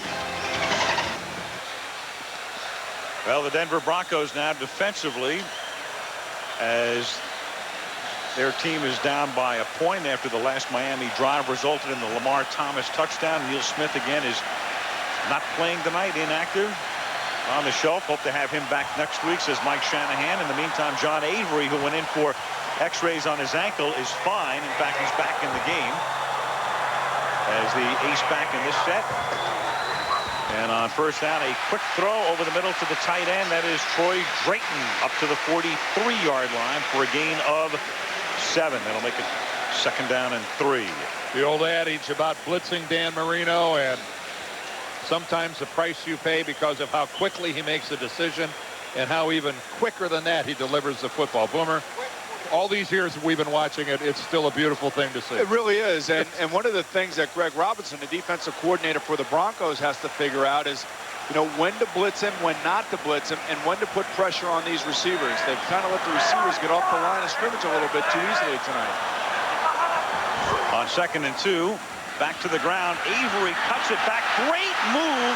And Avery picks up a big 1st down to the Denver 40-yard line. What a move he put on Tito Paul. Tito getting a lot more airtime than I'm sure that he wants. Yes.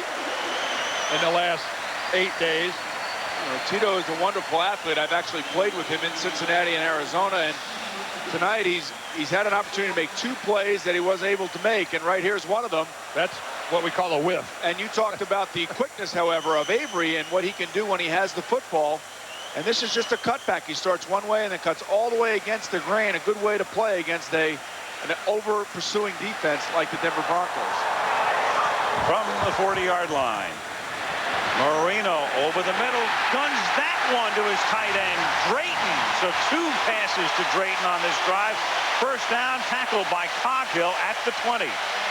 I've been in games where Dan Marino has gotten hot, and you want to do anything you can to get him out of his rhythm. And right now, you're seeing just how masterful he can be when he's given the opportunity to throw footballs at the right time on first down and on second down. And he is just picking the Denver defense apart right now.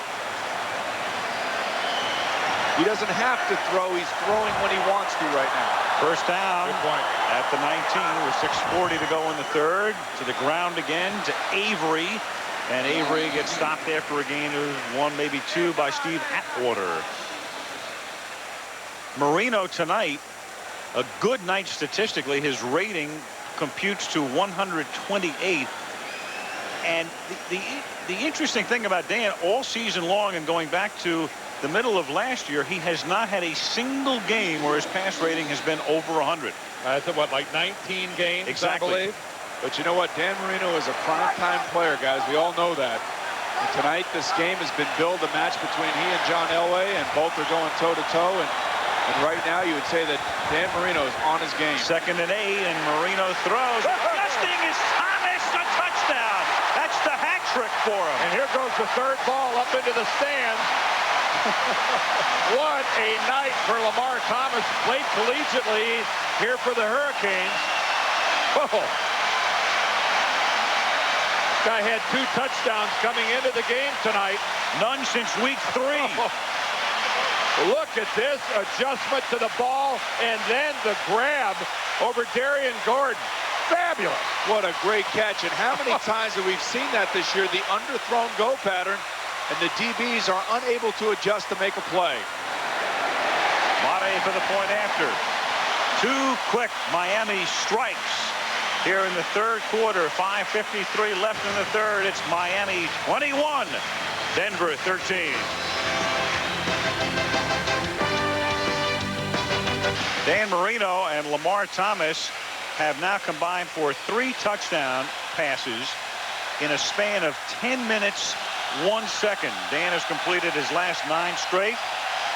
And like 2 heavyweights going at it, Elway loosening up, ready to come back in with the Broncos down by 8. Mate's kick fielded and dropped and picked back up at the 1-yard line by Vaughn Hebron. And Hebron brings it to the 19-yard line, almost losing the ball in the process. First down Denver at the 19. The 3 touchdowns to Thomas. He had not scored since week 3 against Pittsburgh. That one as he beats Tito Paul. Then getting by Crockett here. Coghill can't make the tackle. That gave Miami the lead. And then a moment ago, adjusting, reaching, Gordon covering on the play. Touchdown Miami. On that 4 receptions on the entire evening, 3 of them for score. Right, and on that second play, Crockett's got to get a hand on him and not let him get off the line that easily. From the 19 now, it's Elway's chance. And he hits McCaffrey, and McCaffrey gets rolled down at the 28-yard line. Tackle made there by Sam Madison. You know, and all the thing, you know, for all that Miami has accomplished now in the last 10 or so minutes, you know, they're only up by 8 points. And this is exactly, if I'm Mike Shannon, this is exactly the situation I want my team in right now on the road. You know, they really have nothing to play for. They need to be tested. And this is exactly where you want your football team to be at the end of the year, to show me something right now. 2nd and a long one from the 28-yard line. Davis.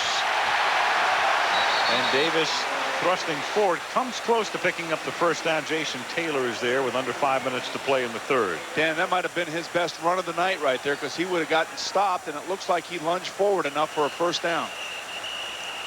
Little runs like that, great running backs are able to accomplish the little things, and breaking tackles, falling forward to gain a half a yard or 2 yards for a first down.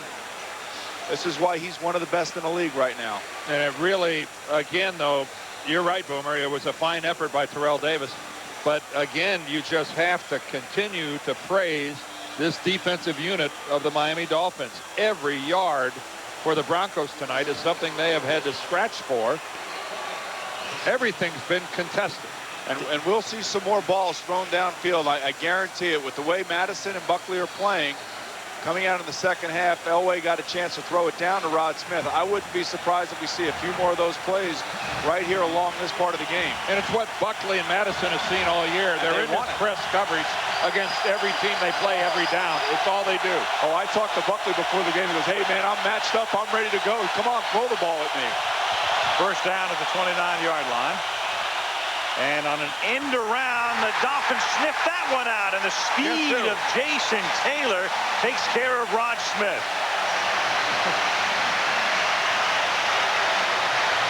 Taylor having a great night, even though he won't get credit for a couple of things that he did earlier, creating fumbles.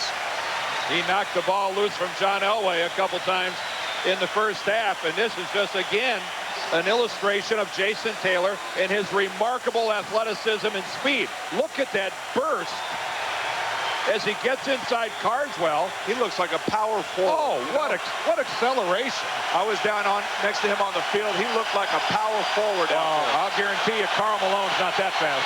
That's a 10-yard loss. It's second down and 20. Elway under pressure. There he goes.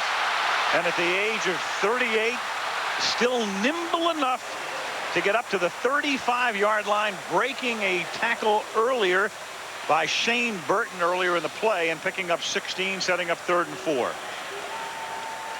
Now keep in mind, John Elway has had hamstring problems earlier this year, and I'm sure every time Mike Shanahan sees John Elway digging out of the backfield like this at 38 years old, he has to be a little concerned. He has to be, but it's still about being battle-tested and watching your quarterback, your leader, your football team do things like this in a meaningless game means something not only to him, but the rest of those players on the football field. 3rd down and 4.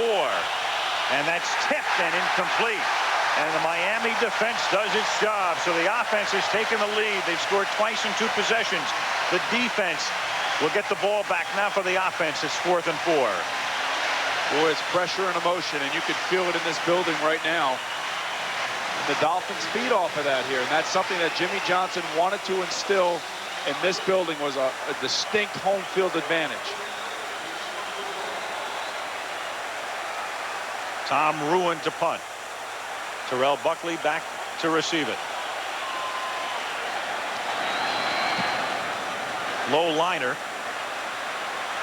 45-yard boot. Buckley from the 20. 14-yard run back out at the 34 with 3:07 to go in the 3rd. The Dolphins trying to cement a spot is on the bench as Miami has a 1st and 10 from the 33-yard line. And Dan Marino going to the air. He's completed 10 straight. That's McDuffie making the catch. A gain of 8. Let's go to Leslie. The Lamar Thomas's family is all here to support him. He's enjoying tremendous support. He is joined by his uncle Mac Carter, his aunt Patricia Carter, and his grandmother Eris Thomas, who raised him in Ocala. He came over and he told them all, this is an early Christmas present for you, the 3 footballs. They said the best thing is that all the touchdowns are in this end zone and they haven't had to run to the other side. Al? Well, they're going to get 50-yard line seats next week if he keeps playing like this. No kidding. Oh boy, what a night for Lamar Thomas. Luxury suite, 2nd and 1. Avery, and they're able to spread them out, and John Mobley is in there to make the tackle behind the line of scrimmage, and they've just turned a 2nd and 1 into a 3rd and 4. Oh, just keep throwing the ball. Forget this. You can't run it. It's not happening. You can't throw it every down. Oh, why not? Spoken like a true quarterback. Hey, well, this guy is on fire tonight. This is not like last week where they were struggling offensively and they had opportunities to win, but are you seriously saying you wouldn't run the ball again the rest of the game? Forget it. Forget it. If you're listening with the SAP button, he's en fuego, right? 3rd down and 4 from the 39-yard line. He's talking about Boomer or Marino? Both. This is Marino throwing, and that is intercepted by Atwater. It was a carom, and Atwater winds up with it, and Denver has the ball. Ray Crockett and O.J. McDuffie battling for it. and the ball caromed into the arms of Steve Atwater. And Steve Atwater, who's going to the Pro Bowl this year for the 8th time. Incredibly, that's his first interception of 1998. So you got to run the ball. That's what I was saying. Yeah, I knew that's what you'd be saying. No, but really right here, this is a nice setup by Crockett. He gets inside and gets there right as the ball arrives, and then Atwater is right at the spot where the ball comes down. That was really well done by Atwater. Yes, it was. By Crockett, rather. Now Denver on first down. Draw play, Davis, and still nothing happening right there. And Terrell Davis tonight at 16 carries for 29 yards, less than 2 yards per lift. Elway tonight has 5 carries for 39 yards.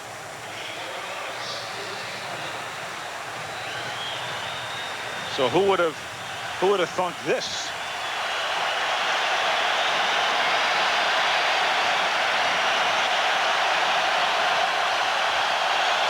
Second down and 9 from the 39-yard line.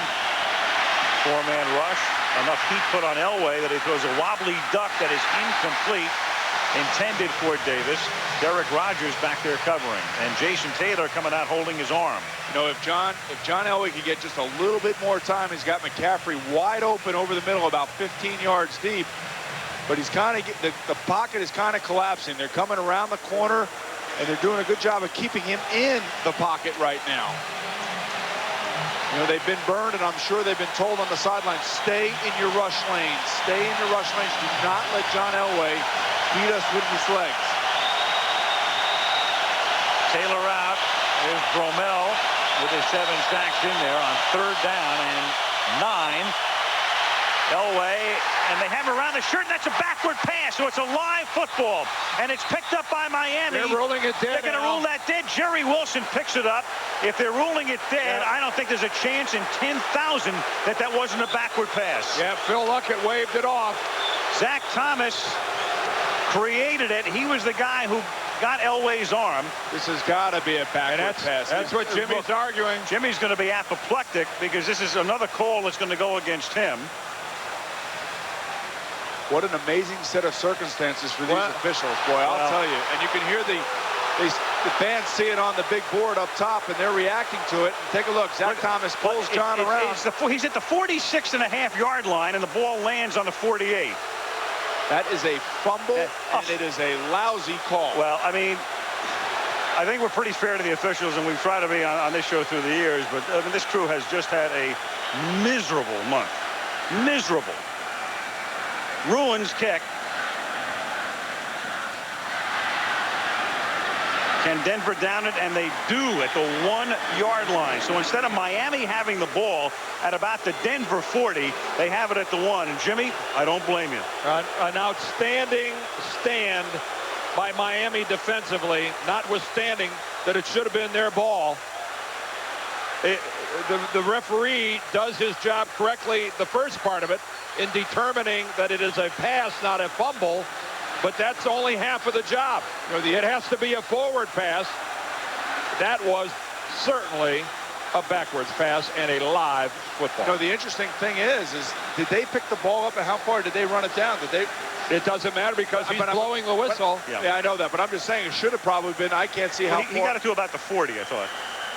Did he actually get tackled? Yes. It was Jerry Wilson.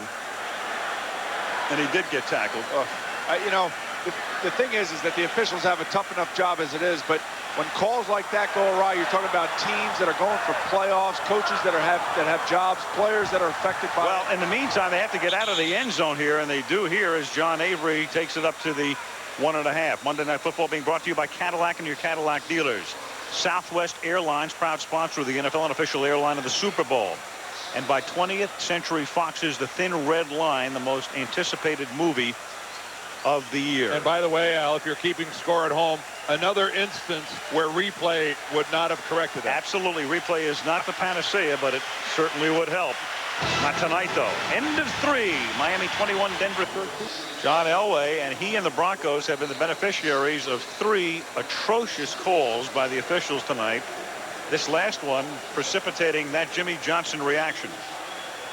Boy, and he has every right to be angry. I mean, his team is fighting for a playoff spot, and to have those calls go against you has got to be unbelievable how frustrating that is. 2nd and 9, and this is Ed Perry taking it out to the 8-yard line. And during our commercial break, Phil Luckett went over there to explain. The ball went backwards. It's a fumble. That's what he's saying. Oh, now, I'm not going to tell you what he said there.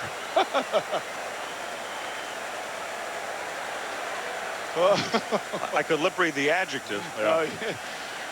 You know, and it's right. And as I was saying, there's so much stress and pressure put on coaches and players week in and week out to be basically have 3 calls go against you. Well, that's just real. 3rd and 3, and that is incomplete as it is Troy Drayton who tries to haul it in at the 15, and now Miami is forced to punt.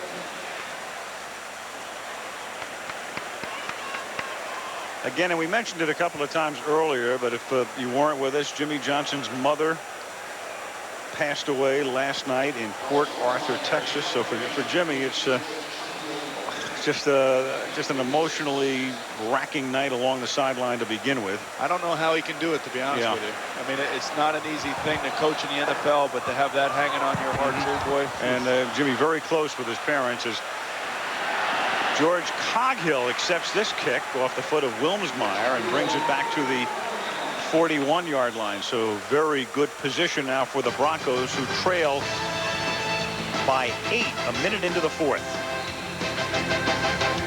Be a big night to begin with. Marino against Elway. Then we had the specter of the undefeated season, which went away, but it's Marino and Elway again, and it's quite a show. And it's also a Miami Dolphins team that is playing for a spot in the playoffs, and they're playing with that kind of intensity tonight.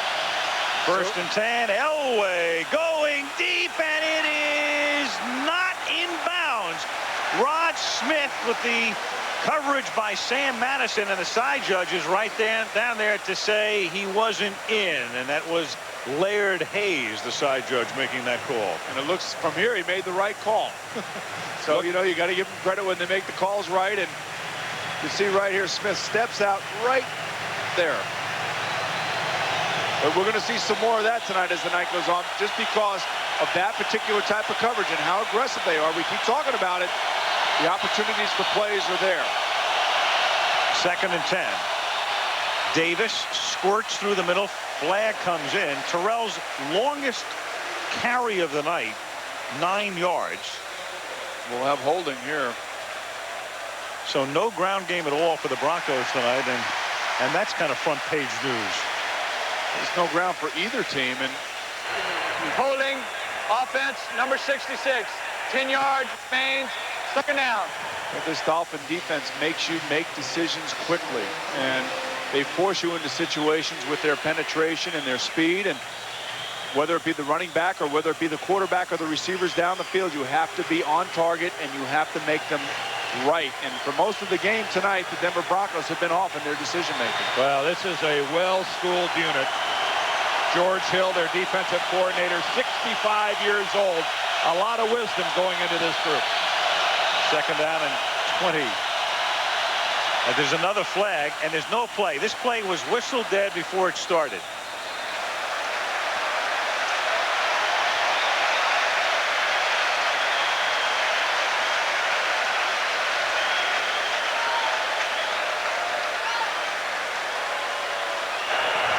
Prior to the snap, I'll start. Offense, number 77. 5 yards, remains, 2nd down. It's Tony Jones, who in his 11th season out of Western Carolina will finally get to the Pro Bowl this year.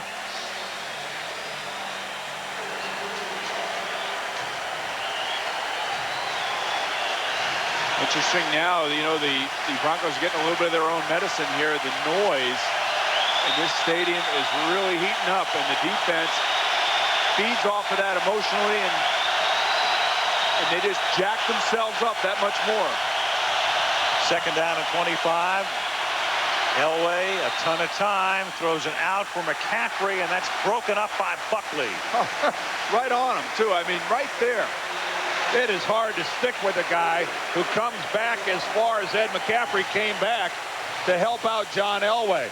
It's amazing to me that neither one of these corners got Pro Bowl recognition. Really, I mean, you watch them. I mean, they're right in there, and there's no zones here. This is actually a zone, and Buckley has a nice understanding of where McCaffrey is and stays right with him. Well, the three corners from the AFC, Ty Law, Aaron Glenn, and Sean Springs. How do you not vote those guys? I know, and that's the thing. But man, 15 INTs between Madison and Buckley.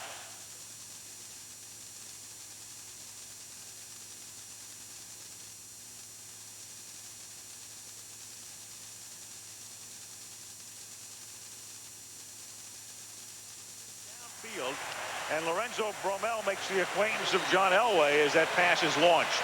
Well, you'd think after a half an hour he'd have somebody open. Well, you know, that time they only rushed 3 guys and they left 8 in the secondary.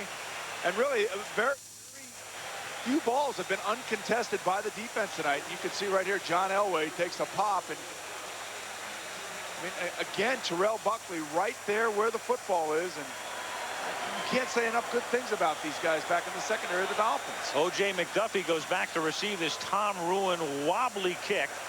And McDuffie fields it on the run at the 19 and brings it back out to the 28-yard line. Tackled there by Tito Paul. We have 12:41 left in regulation. Miami 21, Denver 13. Our man Keith Jackson wrapping up his illustrious career that night, working alongside Bob Greasy as Miami has it at the 28-yard line, and Kareem Abdul-Jabbar to the 31. You know, Jets, we haven't talked about the fact that the reason these teams haven't played since '85, Dan touched on it earlier, was scheduling quirk. A lot of people think the league makes out a schedule, and people this week, a number of people said to me, how can the league not have paired these two guys when it has nothing to do with that? But our man, our director of information, Steve Hurt, went into the archives, put his green eye shade on, went back to his old UNIVAC computer and figured out the odds against it happening, that they weren't paired up over 12 years. 458 to 1 were the odds mathematically that would happen. See, I would have thought it would have been somewhere in the 470. I thought so too. Marino on 2nd and 7 throws incomplete. I don't have enough time in my life to figure things out like that. Well, when you think, it is amazing, because if a team wins a division title, for instance, if you win the AFC West, the next year you play the champions of the other 2 divisions. Now, the Dolphins and the Broncos have each won a lot of titles, but never in the same season. They would have had to been up at the same time or down at the same time. Right. Their biorhythms were completely opposite. That's what it amounts to. But tonight we have this harmonic convergence. Zach Thomas getting stretched out there, and it's 3rd down and 7 at the 30-yard line. Not quite as harmonic as it could have been. Yes. 7 days ago, 8 days ago. Marino. And that's caught. 1st down and rolling to the 50-yard line, and picking up that 1st down is a run to Gadsden. And Dan Marino, another 300-yard night. It's the 59th time in his career, and the difference is with Dan, he wins most of his 300-yard games. Well, you know, for the longest time, that's how they won their games. They threw the football, and for most of us who had some 300-yard games, we were usually throwing from behind. The reason that most teams wind up on the short end. 1st and 10 at the 50-yard line. Miami up by 8. Abdul-Jabbar. No gain. Talking about Dan Marino and how much he's thrown the football, it's one of the things I really admired about Don Shula and his coaching style. No coach in the league was more committed to the running game than Don Shula. With Zonka, Kick, and Mercury Morris, he just pounded the football. A big day for Bob Greasy was 12 or 13 throws. But he realized what he had when he drafted Dan Marino at the tail end of the '83 draft. You know, and he changed his entire system to take advantage of this. Thomas alert. Lamar Thomas in the game with 3 touchdowns. Bottom of the screen.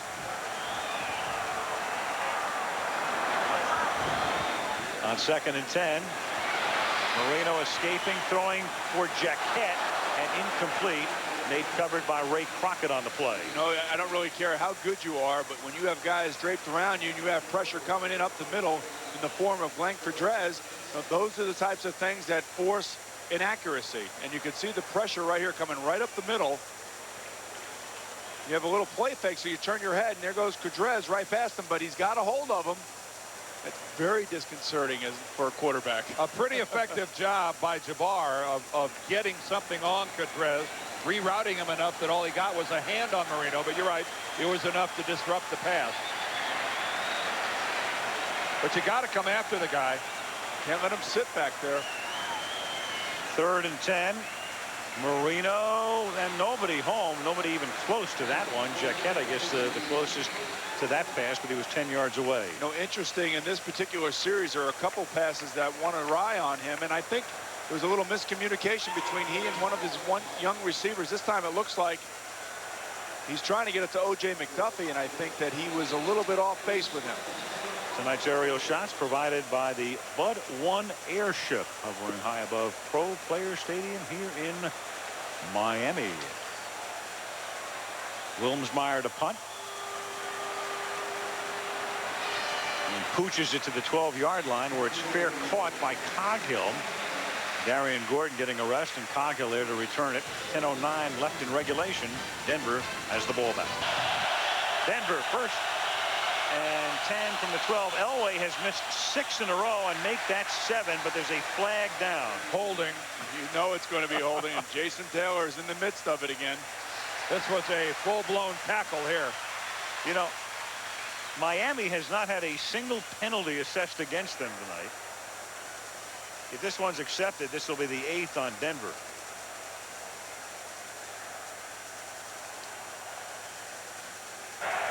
Holding. Offense number 77 is declined. 2nd down.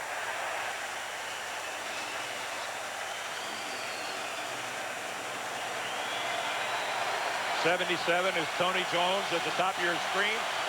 Jason Taylor takes it inside, and Jones seemed completely unprepared for it and just hooked him and dragged him down. Elway 11 out of 29. He is 0 for his last 7. And now he's 0 for 8 with a pickoff. And there Sam is number 8 for Madison. Inside the 10. 1st and goal at the 6. 0 for 8 becomes Sam's 8th.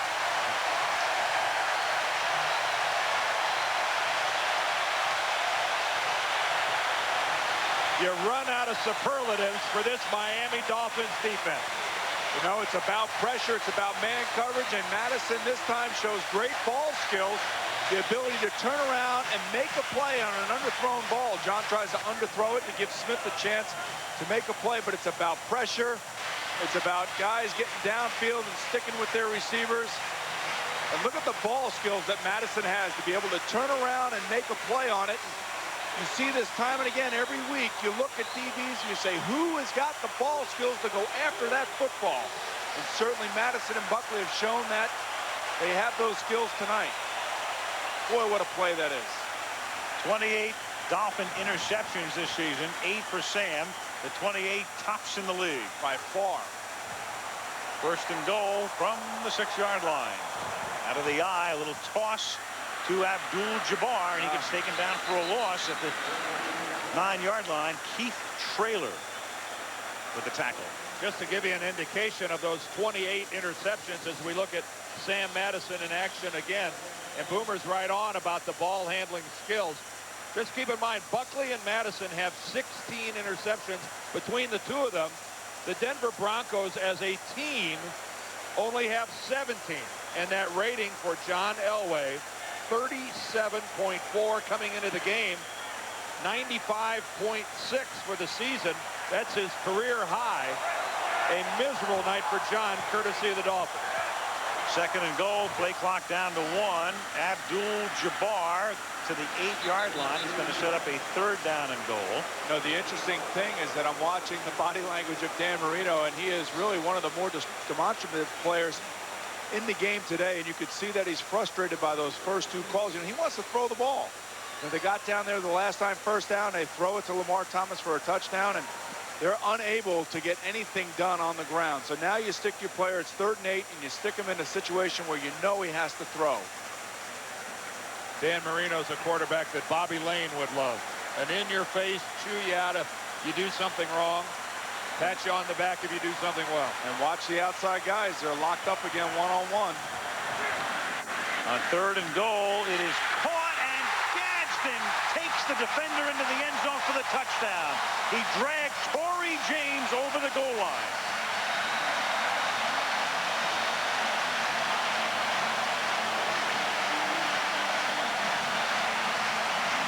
Gadsden lined up outside to his left, and they've been throwing those little fade patterns. This time, it's a little slant off the fade move, and he gets right underneath James, and the ball is delivered perfectly down low. And you can see Gadsden get in front of James, and now it's all up to Gadsden and his bad toes to get in the end zone. Well, he's got big toes. He's 6'2", 220 pounds. Keep in mind, this guy played in the Arena League. Tonight is his, 41st ball game of the year. Yep. Played with the Forest Dragons, and the Dragon may have just slain the Giant. I don't care if some of that football was indoors, outdoors, on roller rinks. That's a lot of football. 28-13.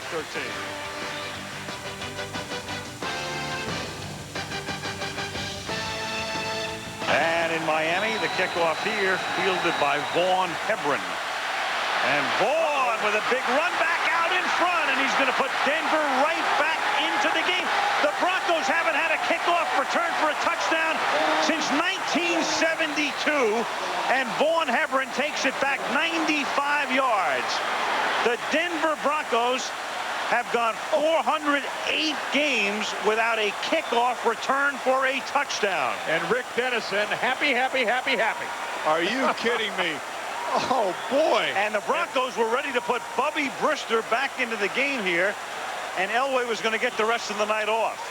Now you have to wonder if that's going to change. No, Bubby's in there now. They're going to go for 2 right here. I guess Mike Shanahan going to stick with it. Outstanding blocking, never touched by a Miami defender. And Vaughn Hebron running away from the field. Amazing thing about an NFL game, boy, I'll tell you, just on one play can change the momentum and dictate a new way. Well, this isn't a guaranteed call either. I don't know why they're going for 2. If you kick it, you're within a touchdown and a 2-point. If you miss it, you're 9 points down. But if you kick it, you can score by getting into the end zone with 1 and a 2-point, but they get in. But I don't know why, and I think McCaffrey's hurt. McCaffrey made the catch. Oh, okay, he's all right. Boy, he twisted around the wrong way. But whatever the card was they were going off of is wrong in that particular case. Yeah, you make it 28-20 if Absolutely. you just kick it. Because if you miss it, you need 2 scores. If you kick it, you only need 1 score. And the 2-point conversion, but you're going to have to get a 2-point conversion later anyway. You know, and the tough thing is putting in a backup quarterback, and his first play is a 2-point play. Now, the good news is, I guess if they wanted to go for a touchdown and a 2-pointer now, they could win it. But that doesn't make any sense either. No. Whatever card they looked at was wrong if they looked at a card. They looked at a joker. But if anybody thought for one moment that the Denver Broncos were going to give up, obviously they've quieted that crowd. This is a team that obviously is very proud about what they've accomplished last year and up to this point this year, and they're not going to go down without a fight here. Well, how about that for history? The Dolphins with that undefeated team in '72, and that's the last time. I mean, think back to the Dolphin season of '72 and how long ago that seems, and that's the last time the Broncos had a touchdown off a kickoff return. It was done by Randy Montgomery in 1972. They had returned more than 1,350 kicks in the interim. Dan, you're right. It was right up the middle. It was terrific blocking, and it was good setup. And Vaughn Hebron did a nice imitation of a little bit of like Terrell Davis back there. Just took one step to the right, and then boom, right up the middle. 1,362 returns is the official number. Oh, he's like, what more do I have to do now? Well, it's so frustrating to be on the other side of it. You work to accomplish something, and in the span of about 11 seconds, there goes 7 points of it right out the window, or in this case, 8. Now think about that. In the Baltimore game last week against Minnesota, they had 3 kickoffs returned for touchdowns in the first quarter alone, and this is Avery, who was trying to duplicate the feat, but gets taken down up at the 37-yard line. You know, here you are, Dan Marino. You just throw another touchdown pass. You go to the side. You get a little Gatorade. You sit down. Coach is telling you, great job, great job. And before you know it, you got to go back out on the field because your team just gave up a long kickoff return. can't tell you how frustrating that is for a player, especially one who's just been battling all night long. I'll tell you what's frustrating. I remember one time, if memory serves me correctly, back in the 70s, we ran a kickoff back for a touchdown, and then we kicked off, and the Redskins ran a kickoff back for a touchdown. Back to back. Think about demoralizing. First down for the Dolphins up at the 37-yard line with 7:45. Trying to take some time off the clock now, but that running game has gone nowhere. Abdul-Jabbar gets taken down after a minimal gain. Abdul-Jabbar tonight has carried the ball a total of 13 times. As you look at Marino's numbers, make it 12 times for 4 yards. And that's why the Dolphins are winning when you look at Marino's numbers, because they certainly negated everything that's happened on the ground. This is where you would love to have a running game to take some of the pressure off of you in your passing game. A minute ago, you were wanting him to throw on every down. No, I just said this is where you wish. 2nd and 9, and it's caught by Lamar Thomas with his 3 touchdowns tonight to the 48-yard line and a first down, the Denver 48. I'll say the secondary of the Broncos are having a heck of a time covering these guys, and then when they do catch the ball, they're having a heck of a time trying to tackle them. Well, they're blitzing, they're stunning, they're trying a lot of different avenues to get to Dan Marino. But again, they're finding out, and maybe it's because they haven't played him since '85. This guy gets rid of the football in a hurry. Sure. And, the thing we're talking about, Mike Shanahan yesterday, he was telling us how, hey, this game, we're playing it to win it. Out of the game at one corner for Denver with a bruised shoulder. Flag comes in. This is Abdul-Jabbar. There is Gordon, the cornerback, and also their punt returner. Hand to the face, and that's against Denver. So still no penalties against Miami tonight. For a moment there, I thought Bill was so upset with himself he was inflicting some. Illegal hand to the face. Defense, number 25, 5 yards from the end of the run with an automatic first down. 5 yards. Darius Johnson. Mike Shanahan will take his team home after the game. They wrap it up against Seattle at Mile High next week. We'll see the penalty here. They actually called that on Darius Johnson. Well, touchy-feely. It looked like to me it was the other way around, didn't it? No, yeah.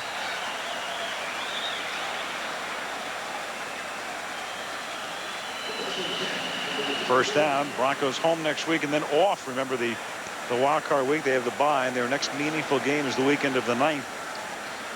No team in any game this season in the NFL has gone through the entire game without a penalty.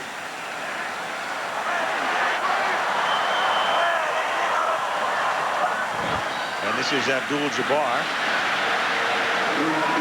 Tackled by Steve Atwater. The other thing that's going on tonight is that Denver has a streak, a long streak of games with sacks, 50 in a row, in fact, and they do not have a sack tonight. And, well, it's Dan Marino. What else is new? It'd be very difficult to get to him, especially with the way he's throwing the football tonight. Now, last week, they gave up 5 sacks to the Jets, but they did drop back 62 times, so that probably had something to do with it. And going into that game last week, they only had 16 sacks on the year. So it's nothing new. Dan Marino and his offensive line, league leaders every year of his career. 2nd and 11. Hello, as Torrey James makes the acquaintance of O.J. McDuffie as he holds the pass in. And when I say league leaders, they're not number 1 every year, but they are always in the top 5. And it is just that Dan Marino knows where he's going with the football, and he just delivers the ball quicker than anybody in my mind that has ever played the game of football. And, he's not worried about his completion percentage. Certainly he wants it to be high, but, he'd rather throw the ball away than take a sack. He's an unselfish player in that sense. He'd rather complete the year than the pass. Right, but there are players in this league that will take the sack and are afraid to throw the football away. 3rd down and 9. Stunting up front, and that's incomplete. Good defense by Ray Crockett on the pass intended for McDuffie. And for those of you that heard Boomer make that comment and wondered if he'd lost his mind, he's right on, and the reason is a sack doesn't count against a quarterback's rating. That's exactly right. But throwing the football away is an incomplete pass, and that does. And it does. And you know, it takes a little bit of confidence in yourself and in your ability to not worry about what your completion percentage is. But most coaches will tell you that they'd rather have the quarterback throw it away than complete 62 or 63% of his passes. Here's Wilmsmeyer kicking. And it is caught, but is it in the end zone or not? Well, it's tossed back by Todd Doxson, who's actually one of the backup quarterbacks and special teams guy, but he was in the end zone. Now the question is, who's coming in to play quarterback for the Denver Broncos? And it's Elway. Now, Todd Doxson's a quarterback. He's got to be smarter than that. Now Bubby comes in to do the two-point conversion. Look, he's mad. He wants to play. Look. But Mike Shanahan says we're going to try to win this game. This is what he said going in. We are playing to win. And obviously a man of his word. And this is John Elway time right here. 4.5 minutes, a little bit less than 4.5 minutes to go in the fourth quarter. Down by 7. John Elway, no stranger, of course, to game-winning drives in the fourth quarter and overtime, and that's number 2, right? Number 2 all time. In fact, we have well, Marino and Elway 1-2 in just about every category, and they're 1-2 in comebacks as well. Monday Night Football is being brought to you by Charles Schwab, providing people, technology, and support to help you gain financial control. You deserve a higher level of service. That's why United Airlines is rising. AT&T, it's all within your reach. And Miller Lite, an official sponsor of the NFL and the Super Bowl. Elway 0 for his last 9. And finally that streak ends, but not with a first down. Sharp makes the catch, setting up 3rd and 2. It always seemed to me, watching John Elway over the years, that, you know, the first part of the game really, you know, he wasn't really into it. But then when it got into the fourth quarter and they went into their no-huddle offense, their 2-minute drill where he could call the plays, he really got into the game, got into the rhythm, and got into the flow. And not only would he complete a lot of passes, he would take off and run on you. 3rd and 2 from the 28. Crowd in full throat. First down, caught by Rod Smith, forced out by Marion at the 37. Officially, Elway has led 40 drives in his career, game-winning drives in the fourth quarter or overtime, second among active players. And of course, the guy who's number 1 with 45 is on the other bench.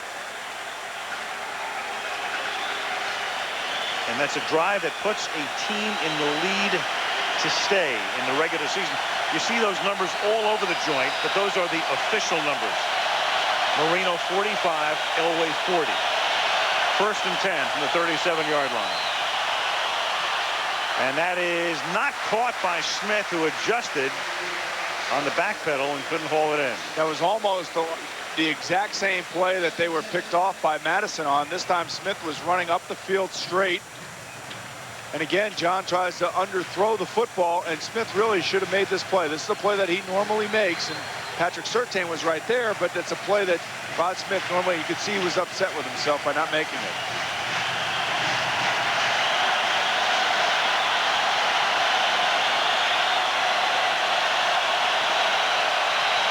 Second and 10.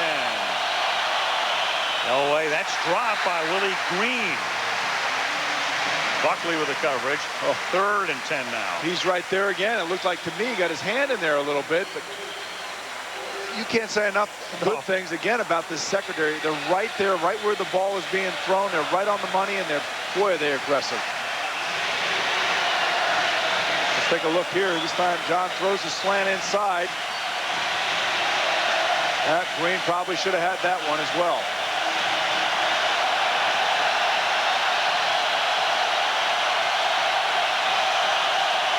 Crowd as raucous as it's been all night. On 3rd and 10, that is a jump ball in effect, and Jerry Wilson comes up with it. He and Shannon Sharp each had possession. Well, if it ends up simultaneous possession, it's awarded to the offense. But before it got to that point, Jerry Wilson ripped it away from Shannon Sharp. Unbelievable. John Elway is, 13 of 36 with 2 interceptions. What a job by Wilson. First of all, he's got it, Sharp's got it, and Jerry stays with it.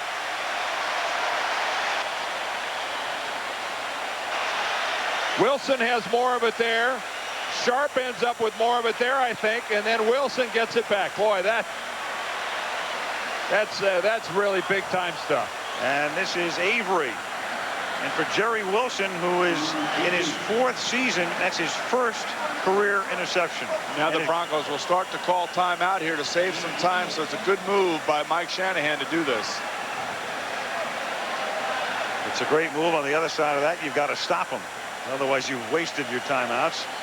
And then the opposition can run the clock out. Here's a reminder tomorrow, if the holidays have you a little stressed, here's The Cure. Laugh the night away with the new family comedy America loves, The Hughleys. Tomorrow at 8:30. Boy, it's been a while since John Elway has had a passing night like tonight. Now, he hasn't had tons of help. He's had some dropped balls by some of his receivers. But still, the coverage by these members of the Miami Dolphins defense. Look at that, 13 of 36. A 26.5 rating and down there around a 33% completion average. That's stunning. They will look at this film tomorrow and they will see Miami green all over their receivers downfield. And when he did have guys open, he had pressure. Well, let's face it, Boomer, every team that's going to face Denver in the playoffs is going to study this film over and over and over. 2nd down and 9. Stanley Pritchard, the fullback, has come out holding his wrist, and so Marino goes to the air to move the chains, and Thomas does the smart thing by staying in bounds to keep the clock going, and now Denver is forced not to use a timeout here because you have a 1st down. What a terrific call by Kippy Brown. This time he fakes the ball, has Dan Marino fake the ball to Avery in the line to the left, and he actually rolls him out. Something that you don't see Dan Marino do very often is throw on the run like this, and he's very capable of doing it. And a real nice play by Thomas that time, staying in bound and catching the football. Well, they thought about it for a minute, and then Denver decided they might as well take the timeout here. Look, it's the rock and hard place cliche right now with a 1st down and only 1 timeout in the 2-minute warning. Marino tonight 355 yards, Elway 151, and Davis, I mean, that's the other story tonight. Terrell Davis 16 carries, 29 yards. You know what? They're not mile high, though. That's the thing. If it were a mile high and it was something like these kind of numbers, I would definitely be alarmed. But on the road, when you have nothing to play for against a team that is as desperate as Miami is, I don't really know how significant that is. No, it's certainly. I don't think anyone in the Denver organization is going to panic. Right. He won't be benched next week. They'll be sorry they lost. He'll be happy if he leaves here healthy. Right. And that's the key. But as Shanahan was saying last night, and we talked about it tonight, he wants his team to be playing well at the end of the year, and that is not the case right now. 1st and 10 from the 29. Avery, and he picks up 5, and Denver will take its final timeout with 2:41. So how does this make the Minnesota Vikings look right now? I mean, obviously last night they looked awesome last night again, and well, I'll tell you, Denver had been going on here now undefeated, and nobody's really talking about the Vikings. We were, and we saw them a few times. They were exciting, but really right now at 14-1. And congratulations must go out to the teams like the Atlanta Falcons and Dan Reeves, and they won a big game and clinched their division, and also the Jets, Jets, finally, and our 1969. Our thoughts with Dan Reeves as well. As many of you know, Dan had to be readmitted to the hospital yesterday. He will not be involved in any game planning for the Miami game. We want to get him fit and ready to patrol the sidelines the 2nd weekend of January. Yeah, that's where the bye week really comes into play for the Falcons. Buying Dan Reeves an extra week of recuperation. You know, and another huge win yesterday, New England over San Francisco with backup Scott Zolak, who's from. How do you figure that? Who's from? I don't care where he's from. Come on. Well, you know he's not from Michigan. He's from. Hey, where's Jake Plummer from? Richest guy in Arizona, 2nd and 5. And Avery gets stopped near, and this will take us to the 2-minute warning because Denver is out of timeouts. Is he from Hofstra? Is that where he's from? Or you've been touting Hofstra? Well, no, Scott Zolak's from Maryland, so come on. Oh, how convenient! Come on, now now it's Maryland. No, come on. Come on, what? Give him what he deserves. It was a big win. Yes, it was. Thank you very much. It was a big win. Well, the 49ers are now forced into a situation where they have to defeat St. Louis at home or have Green Bay lose against Chicago to make sure that that playoff game, the Green Bay-San Francisco game, is out west. Have you ever noticed how we have to congratulate Sully? See, in Boomer's mind, quarterbacks win games all by themselves. It's a one-man show. 2-minute warning.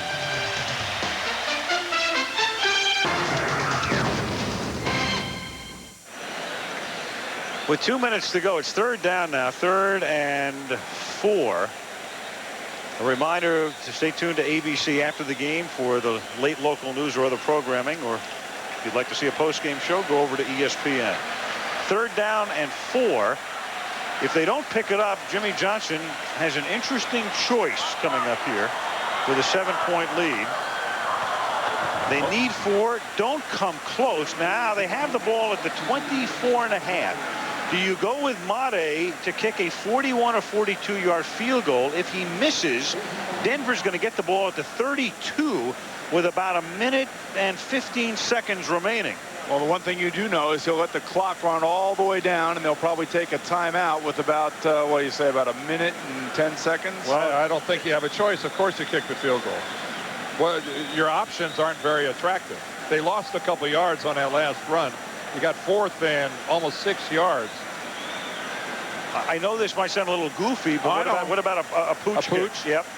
Because, I mean, if you have the field goal blocked or you miss it, I mean, Elway has done it a million times. You ought to be able to execute a field goal. You would think. They're going to send Mata in. Definitely at this length, absolutely. Yeah. You ought to be able to execute it. He missed a 28-yarder earlier. Well, that's because we were singing. Well, he better make this one. We'll give him peace and quiet.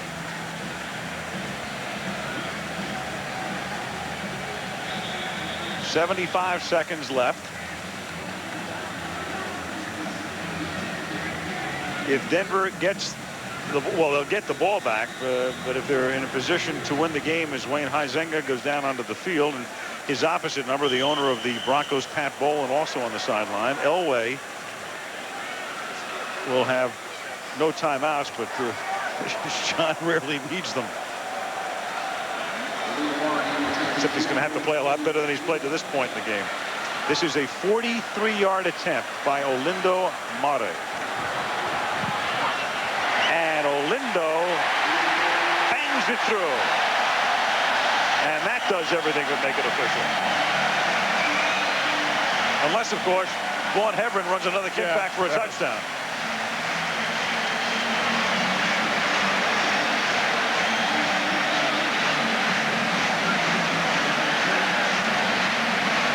(31-21). Officially, it's 42.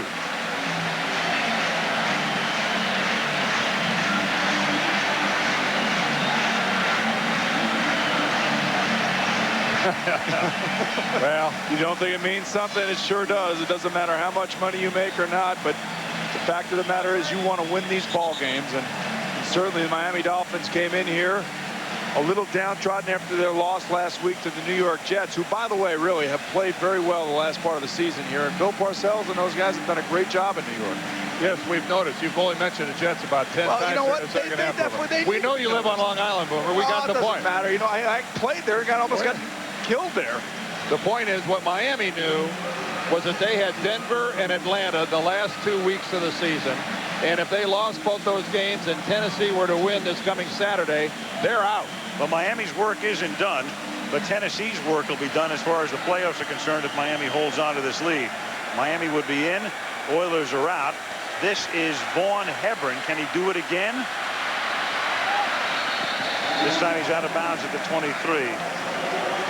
So tonight's game from Miami, produced as always by the impeccable one, our producer Ken Wolf, the best, and directed by Craig Janoff. The best. Ben Harvey, our associate producer. He is the best. Jaime Bravo, our associate director.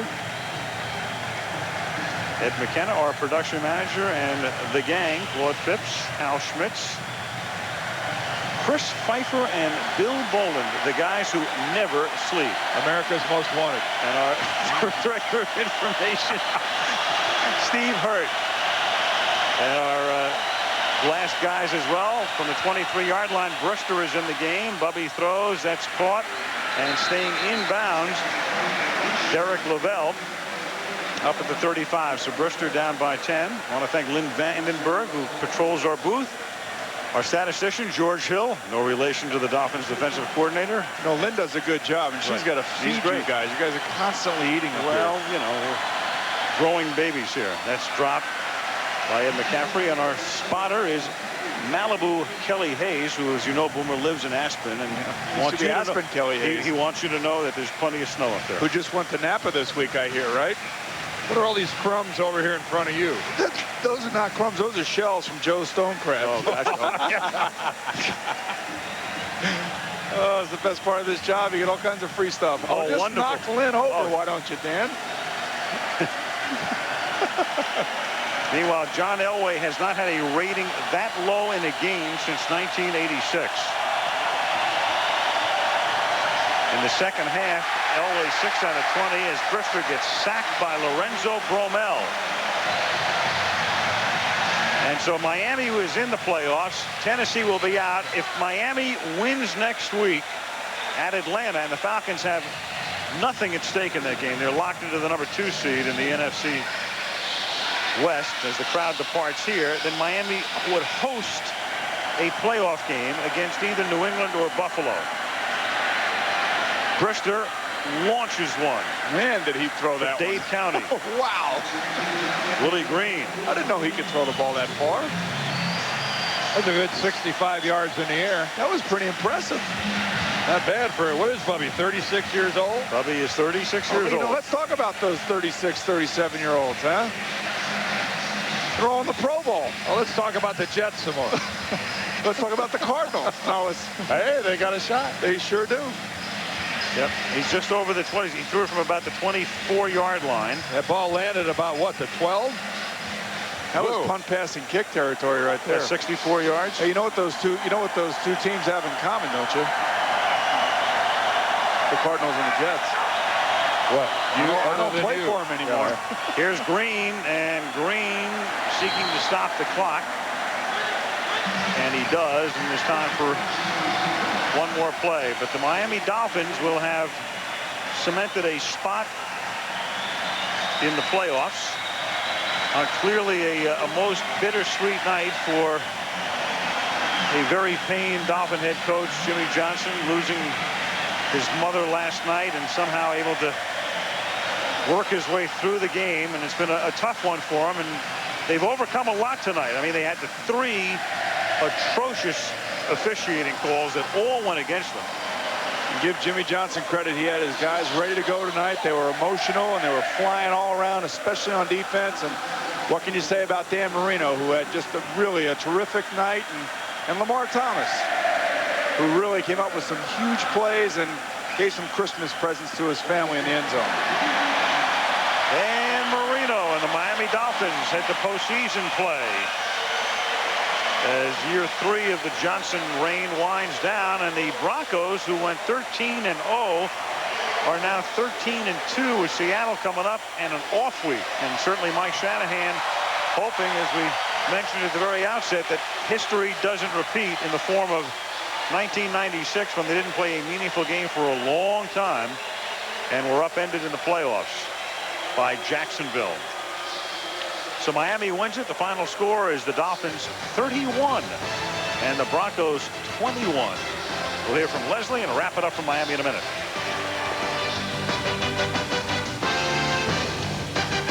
Tough defense, and we were just able to take advantage of some of the things. You know, I came out tonight. It was the first time I got to start all year. My grandmother came to the first game, and my son came to his first game. You know, it was just a great experience. One of the greatest experiences of my life. a very emotional night for you, and also for Dan Marino. He told me that last week was one of the toughest losses of his career. How was he able to rebound? Well, we knew that, you know, we could go and come in here and do some nice things. You know, all week long we were hearing about we were the worst receivers in the league, and he wasn't getting any help. So we decided tonight, hey, we got to come out and help Dan as much as we can.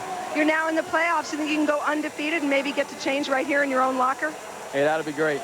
That would be good. What do you feel about, was that the meaningful thing you had to win tonight to get into the playoffs?